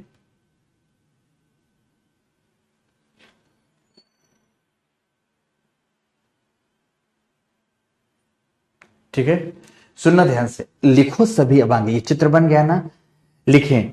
इतने प्रकार का स्पेक्ट्रम हमें प्राप्त होता है, आपने अभी ये लिखा है। तो अब आगे लिखना है आपको, ध्यान से लिखेंगे। लिखें, इसमें से अब जो ये आपको दिखा है, इसमें से गामा रेज एवं एक्स रेज, गामा रेज एवं एक्स रेज का अवशोषण एवं परावर्तन, का अवशोषण एवं परावर्तन, परावर्तन किसके द्वारा, किसके द्वारा? तो लिखो बहिर्मंडल एवं आयन मंडल के द्वारा,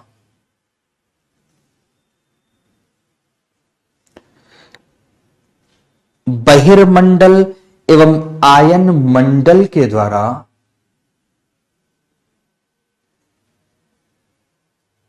अवशोषण या परावर्तन बहिर्मंडल या आयन मंडल के द्वारा कर दिया जाता है, कर दिया जाता है। जबकि पराबैंगनी किरणों, पराबैंगनी किरणों का अवशोषण, पराबैंगनी किरणों का अवशोषण समताप मंडल में उपस्थित ओजोन, समताप मंडल में उपस्थित ओजोन निर्माण तथा विखंडन की प्रक्रिया में हो जाता है, निर्माण तथा विखंडन की प्रक्रिया में हो जाता है, निर्माण तथा विखंडन की प्रक्रिया में हो जाता है, जिससे इन उच्च ऊर्जा वाली, जिससे इन उच्च ऊर्जा वाली किरणों के, इन उच्च ऊर्जा वाली किरणों के घातक प्रभाव से, घातक प्रभाव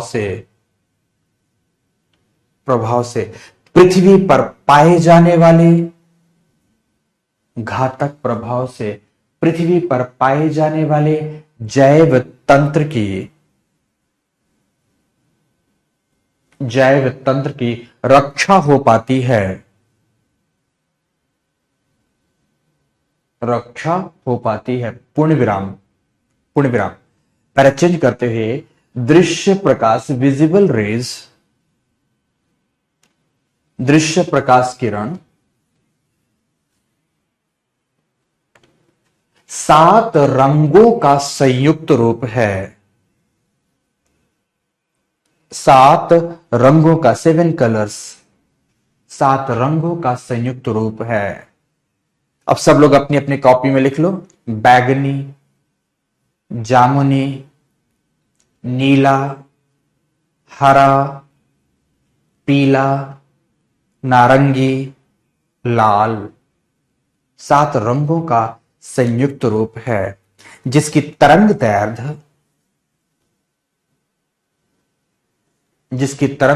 क्रमशः 0.4 माइक्रोन से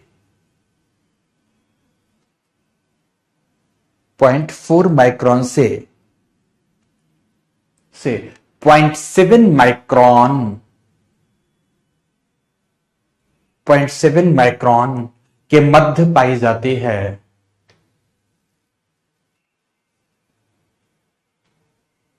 के मध्य पाई जाती है। इसकी उपस्थिति की वजह से ही, इसकी उपस्थिति की वजह से ही हम दिन में किसी भी वस्तु को देख पाते हैं, हम दिन में किसी भी वस्तु को देख पाते हैं। पूर्ण विराम। फिर पैरा चेंज करो, लिखें इंफ्रारेड रेज जो लिखा है तो लिखेंगे इसको हिंदी में बोलते हैं अवरक्त किरण। लिखो इंफ्रारेड रेज या अवरक्त किरण, अवरक्त किरण ही सूर्य किरणों में उपस्थित ऊष्मा ऊर्जा, जो हमें तापमान महसूस होता ना धूप में, उसकी वजह यह है, इसकी उपस्थिति है। सूर्य किरणों में उपस्थित ऊष्मा ऊर्जा का मुख्य स्रोत है। ऊष्मा ऊर्जा का मुख्य स्रोत है। इसकी उपस्थिति से ही धूप में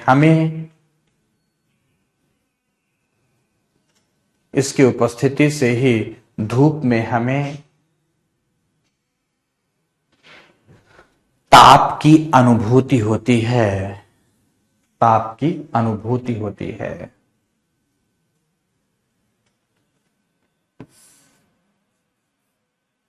पूर्ण विराम लगाकर माइक्रोवेव एवं माइक्रोवेव एंड रेडियोवेव नामक किरणों की तरंग दैर्ध्य वेवलेंथ सूर्य तप में सर्वाधिक है। जैसे जैसे इधर जाएंगे बाएं हाथ की ओर वेवलेंथ छोटी है, जब दाएं हाथ की ओर जाएंगे तो वेवलेंथ बड़ी है। तो वेवलेंथ सबसे दीर्घ है, जिनका उपयोग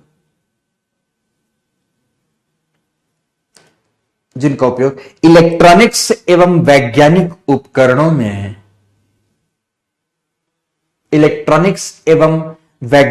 उपकरणों में सुदूर संवेदन, रिमोट सेंसिंग,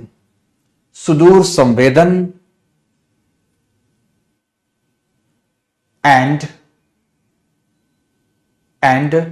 सुदूर संचार, रिमोट कम्युनिकेशन, सुदूर संचार आदि में किया जाता है। सुदूर संचार आदि में किया जाता है। पूर्ण विराम। तो हेडिंग 2, सूर्य तप को प्रभावित करने वाले कारक। सूर्य तप को प्रभावित करने वाले कारक। हेडिंग देना है, इंसुलेशन को कंट्रोल करने वाले फैक्टर क्या होंगे? सूर्य तप को प्रभावित करने वाले कारक।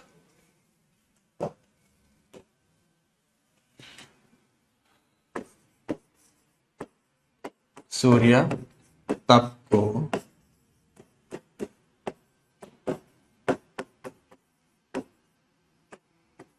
प्रभावित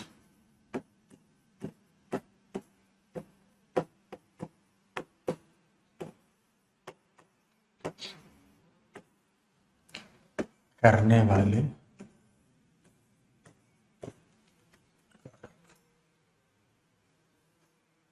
कई बच्चे बार बार सर रिपीट कर दीजिए।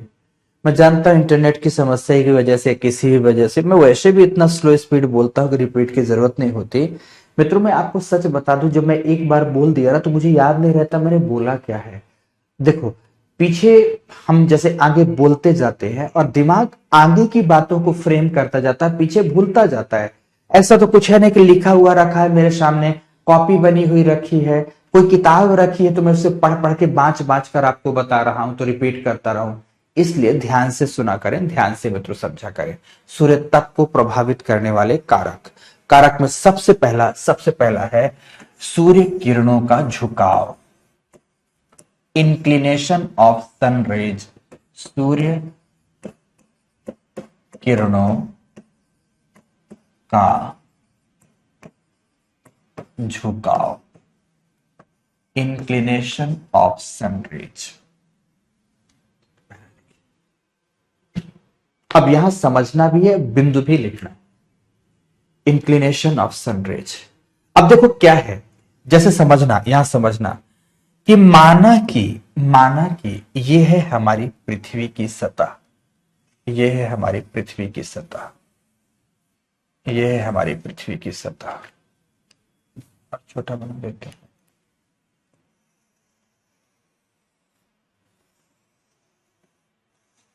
ये है हमारे पृथ्वी की सतह, दिस वन इज अर्थ।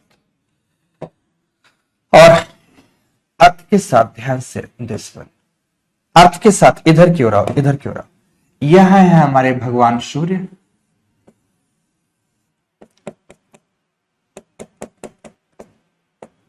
भगवान सूर्य है। अब सूर्य की किरणें अगर किसी सरफेस पर लंबवत हैं, दिस वन लंबवत है, या सूर्य की किरणें किसी सरफेस पर, ध्यान से, सूर्य की किरणें किसी सरफेस पर झुकाव के साथ प्राप्त, सूर्य की किरणें किसी सरफेस पर झुकाव के साथ प्राप्त हो रही है। यहां पर समझने की कोशिश करो, यहां पर समझने की कोशिश करना। यहां पर सूर्य किरण लंबवत है, बट यहां पर आप देखो इंक्लिनेशन बढ़ रहा है, इंक्लिनेशन बढ़ रहा है। क्लैरिटी से समझना, जब किरण लंबवत है तो सबसे पहला क्या होता है, दूरी कम हो जाती है, दूरी का प्रभाव पड़ता है। और दूसरा प्रभाव पड़ता है क्षेत्र का प्रभाव पड़ता है, क्षेत्रफल का प्रभाव पड़ता है। ये दो बड़ी महत्वपूर्ण बातें जो बच्चों को जनरली समझ में नहीं आती। क्षेत्रफल का प्रभाव कैसे होता है, एक ही किरण को पृथ्वी के इतने बड़े क्षेत्रफल को यहां गर्म करना पड़ रहा है, एक ही किरण को पृथ्वी के इतने बड़े क्षेत्रफल को गर्म करना पड़ रहा है, बट यहां अगर आप देखोगे तो एक बिंदु के बराबर क्षेत्रफल को गर्म करना पड़ रहा है, एक ही किरण को। देखो ये लंबवत किरण छोटी भी हो गई, जिसको वायुमंडल की कम थिकनेस को पार करना पड़ता है, तो वायुमंडल की कम दूरी को पार करना पड़ता है। तो अगर कम दूरी को पार करेगी तो ऊर्जा निश्चित रूप से अधिक होगी, पहली बात। दूसरा, एक पॉइंट के बराबर क्षेत्रफल को गर्म करना पड़ रहा है तो निश्चित रूप से अधिक तापमान हो जाएगा। जबकि जैसे झुकाव बढ़ा तो झुकाव से उसे अधिक वायुमंडल की दूरी को पार करना है, अधिक दूर के वायुमंडल तक प्रवेश करना है, तो दूसरी पृथ्वी के अधिक बड़े क्षेत्रफल को गर्म करना है। क्षेत्रफल भी बढ़ जाता है झुकाव बढ़ने से, तथा वायुमंडल की दूरी भी बढ़ जाती है। इन कारणों से झुकाव जितना अधिक होगा, दूरी उतनी ही बढ़ेगी, क्षेत्रफल उतना ही बढ़ेगा। तो जहां इंसोलेशन की मात्रा हुई, इंसोलेशन की मात्रा मित्रों निश्चित रूप से बढ़ जाएगी। तो डैश देकर लिखो, किरणों के बढ़ते झुकाव के साथ, किरणों के बढ़ते झुकाव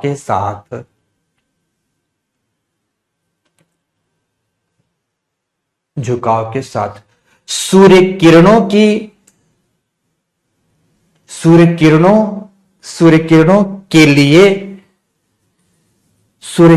लिए दूरी एवं पृथ्वी का क्षेत्रफल विस्तार बढ़ जाता है। एक ही किरण को अधिक दूरी तक तय करना पड़ रहा है और एक ही किरण को बड़े क्षेत्रफल को गर्म करना पड़ रहा है, तो दूरी एवं पृथ्वी सतह का क्षेत्रफल विस्तार बढ़ जाता है। इसलिए सूर्य तप की मात्रा घट जाती है। इसलिए सूर्य तप की मात्रा घट जाती है, जबकि लंबवत किरणों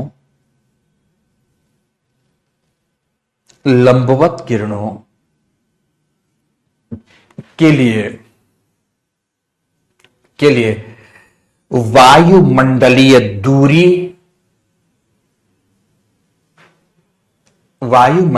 दूरी एवं पृथ्वी का क्षेत्रफल विस्तार, वायुमंडलीय दूरी एवं पृथ्वी का क्षेत्रफल विस्तार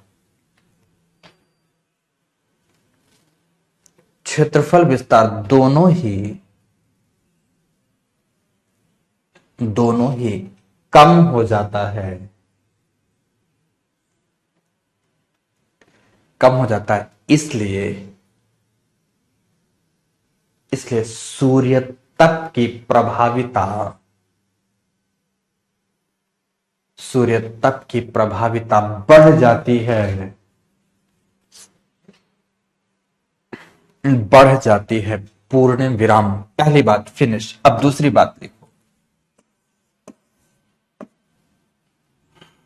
लेंथ ऑफ द डे, दिन की अवधि, दिन की अवधि, लेंथ ऑफ द डे, दिन की अवधि। लिखें, यदि दिन बड़े एवं रात्रि छोटी हैं, यदि दिन बड़े एवं रात्रि छोटी हैं, तो सूर्य तप की मात्रा, सूर्य तप की मात्रा अधिक होगी, सूर्य तप की मात्रा अधिक होगी, जबकि इसके विपरीत दशा में, जबकि इसके विपरीत दशा में सूर्य तप की मात्रा घट जाती है।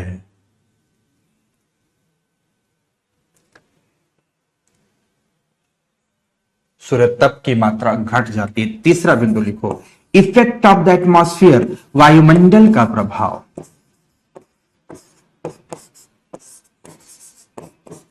वायुमंडल का प्रभाव। तो वायुमंडल के प्रभाव में लिखो, साफ स्वच्छ, साफ स्वच्छ वायुमंडल की दशा में, वायुमंडल की दशा में सूर्य किरणों की सूर्य किरणों का परावर्तन दर कम हो जाता है। सूर्य किरणों का परावर्तन दर कम हो जाता है, इसलिए सूर्य तप की मात्रा, सूर्य तप की मात्रा अधिक प्राप्त होती है, अधिक प्राप्त होती है। जबकि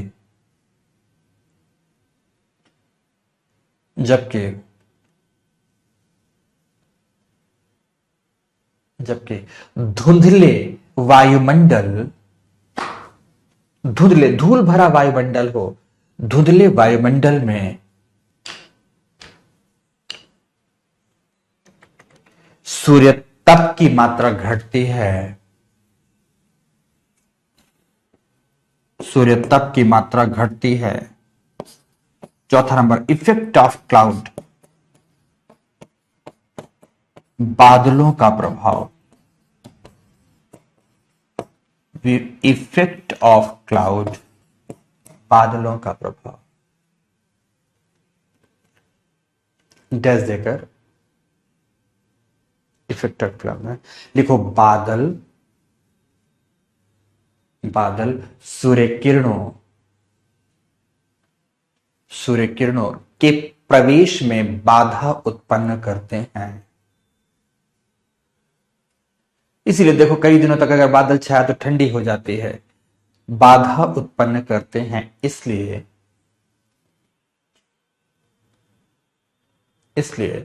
सूर्य तप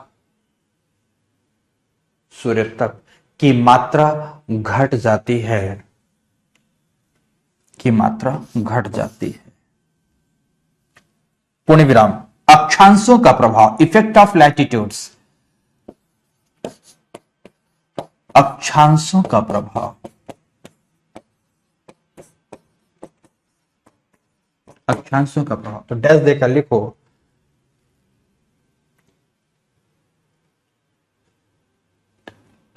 डैश देकर लिखो, विषुवत रेखा से ध्रुवों की ओर जाने पर, विषुवत रेखा से ध्रुवों की ओर जाने पर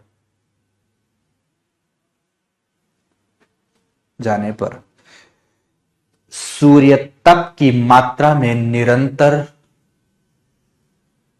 सूर्य तप की मात्रा में निरंतर कमी आती है, कमी आती है। जैसे जैसे विषुवतीय प्रदेश में 100% सूर्य तप,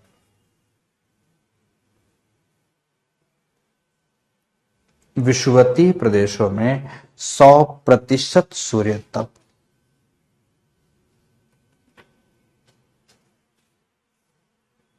सूर्य तप, जबकि मध्य अक्षांशों में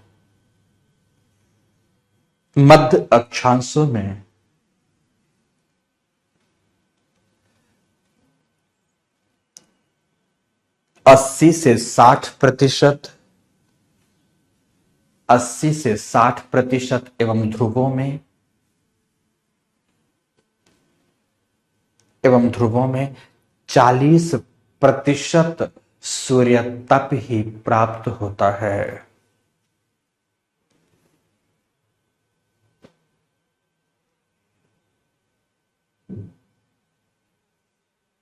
सूर्य तप ही प्राप्त होता है।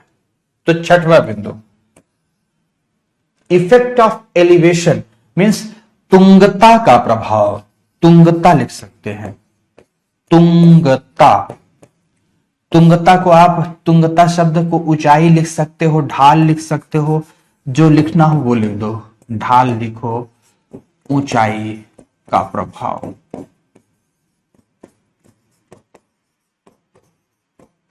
ऊंचाई का प्रभाव लिखो। यदि किसी स्थलाकृति का ढाल अधिक है, यदि किसी स्थलाकृति का ढाल अधिक है, ढाल अधिक है, इसका मतलब तुंगता भी अधिक है, ढाल अधिक है, तो सूर्य किरणें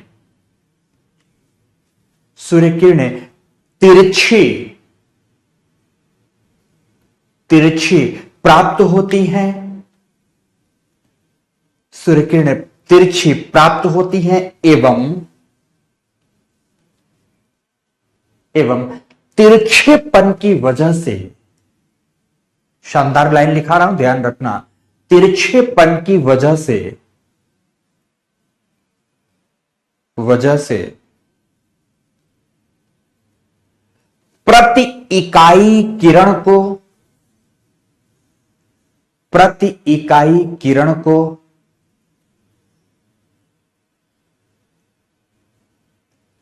अधिक क्षेत्रफल को गर्म करना पड़ता है, गर्म करना पड़ता है या ऊर्जा प्रदान करनी होती है। इसलिए गर्म की जगह ऊर्जा प्रदान करनी होती, इसलिए अधिक ढाल वाले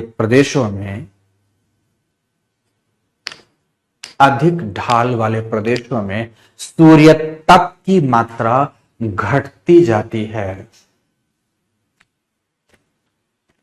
सूर्य तप की मात्रा घटती जाती। देखो कैसे, मान लो यहां पर कोई एक पर्वत है और इसके सापेक्ष यहां पर कोई पठार या मैदान है। दिस वन, ये मान लो एक चित्र है, ये एक चित्र है, समझ गए आप? अब सूर्य की किरण है, यहां सूर्य है, आ जाओ भाई आप क्यों गायब हो? अब अगर यहां पर ध्यान से सूर्य है, यहां पर सूर्य है, यहां पर अगर यहां से कोई एक किरण आई तो ध्यान से देखना, इस किरण को एक बड़े क्षेत्रफल की दूरी तय करनी होगी। यहां तक की एक किरण है जिसको यहां से लेकर यहां तक की दूरी तय करनी पड़ रही है। ये पूरी दूरी, एक ही किरण है, इस पूरी दूरी को तय करना पड़ रहा है। डिस्टेंस देखना यहां पर, ये डिस्टेंस फॉलो कर रहा है। जबकि दूसरे तरफ अगर यही यहां पर मैदान में पड़ी या पठार में पड़ी इतनी ही दूरी की किरण, इतनी ही चौड़ाई की इकाई किरण, तो देखो इसको केवल इतना क्षेत्र ही गर्म करना है, इसको केवल इतना क्षेत्र ही गर्म करना। बराबर चौड़ाई की दोनों लाइनें हैं, एक को देखो, इतने बड़े भौगोलिक क्षेत्रफल को गर्म करना पड़ रहा है, इतने बड़े भौगोलिक क्षेत्रफल को गर्म करना पड़ रहा है, तो एक को छोटे भौगोलिक क्षेत्रफल को गर्म करना पड़ रहा है। ये फर्क पड़ जाता है किरणों की झुकाव एवं किरणों की तिर्यकता का, किरणों की तिर्यकता का। तो ये चित्र बना लेंगे।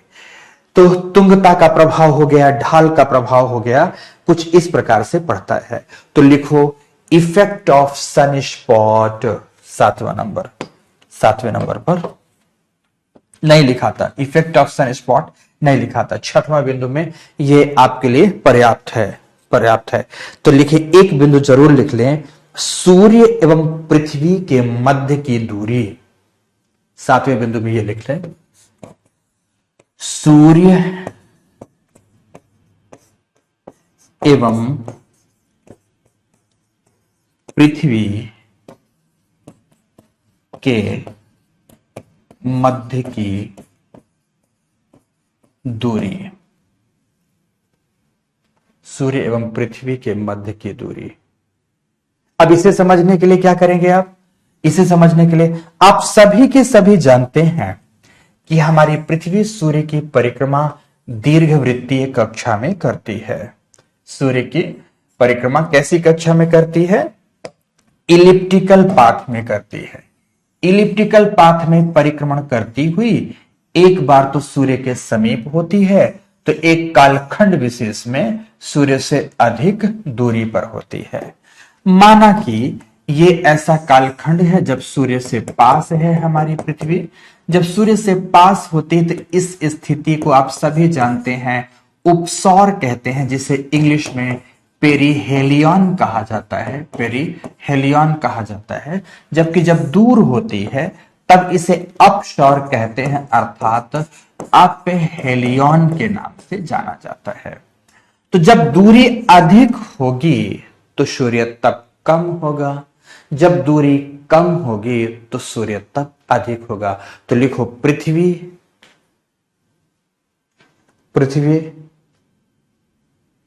सूर्य के सापेक्ष उपसौर एवं अपसौर की दशा में, उपसौर एवं अपसौर की दशा में होती है।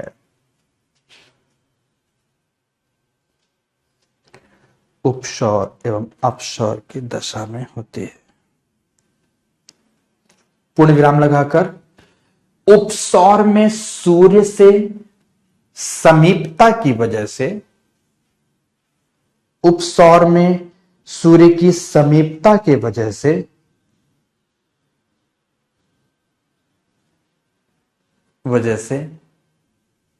सूर्य तप की मात्रा अधिक,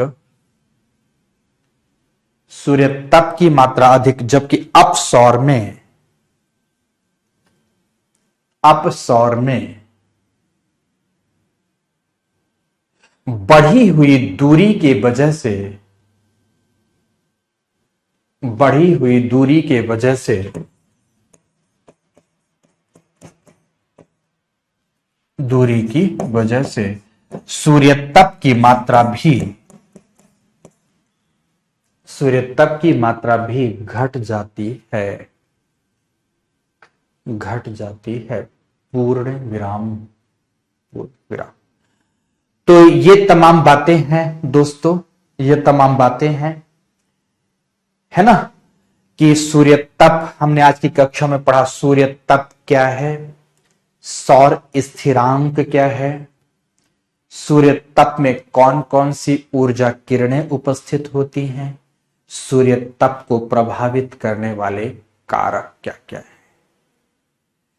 आज की कक्षा में इतनी ही बातें। सूर्य तप इसी के साथ समाप्त भी हुआ।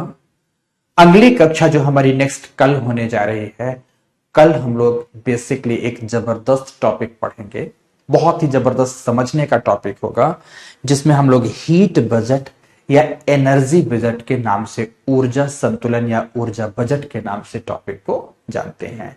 तो मित्रों, ये हमारा होगा टॉपिक। आज की यह कक्षा यहीं पर समाप्त होती है, समय की भी समाप्ति हुई। कल हम लोग पढ़ेंगे अपने अगले पक्ष को। धन्यवाद मित्रों, बहुत बहुत धन्यवाद। क्लास की समाप्ति करते हैं।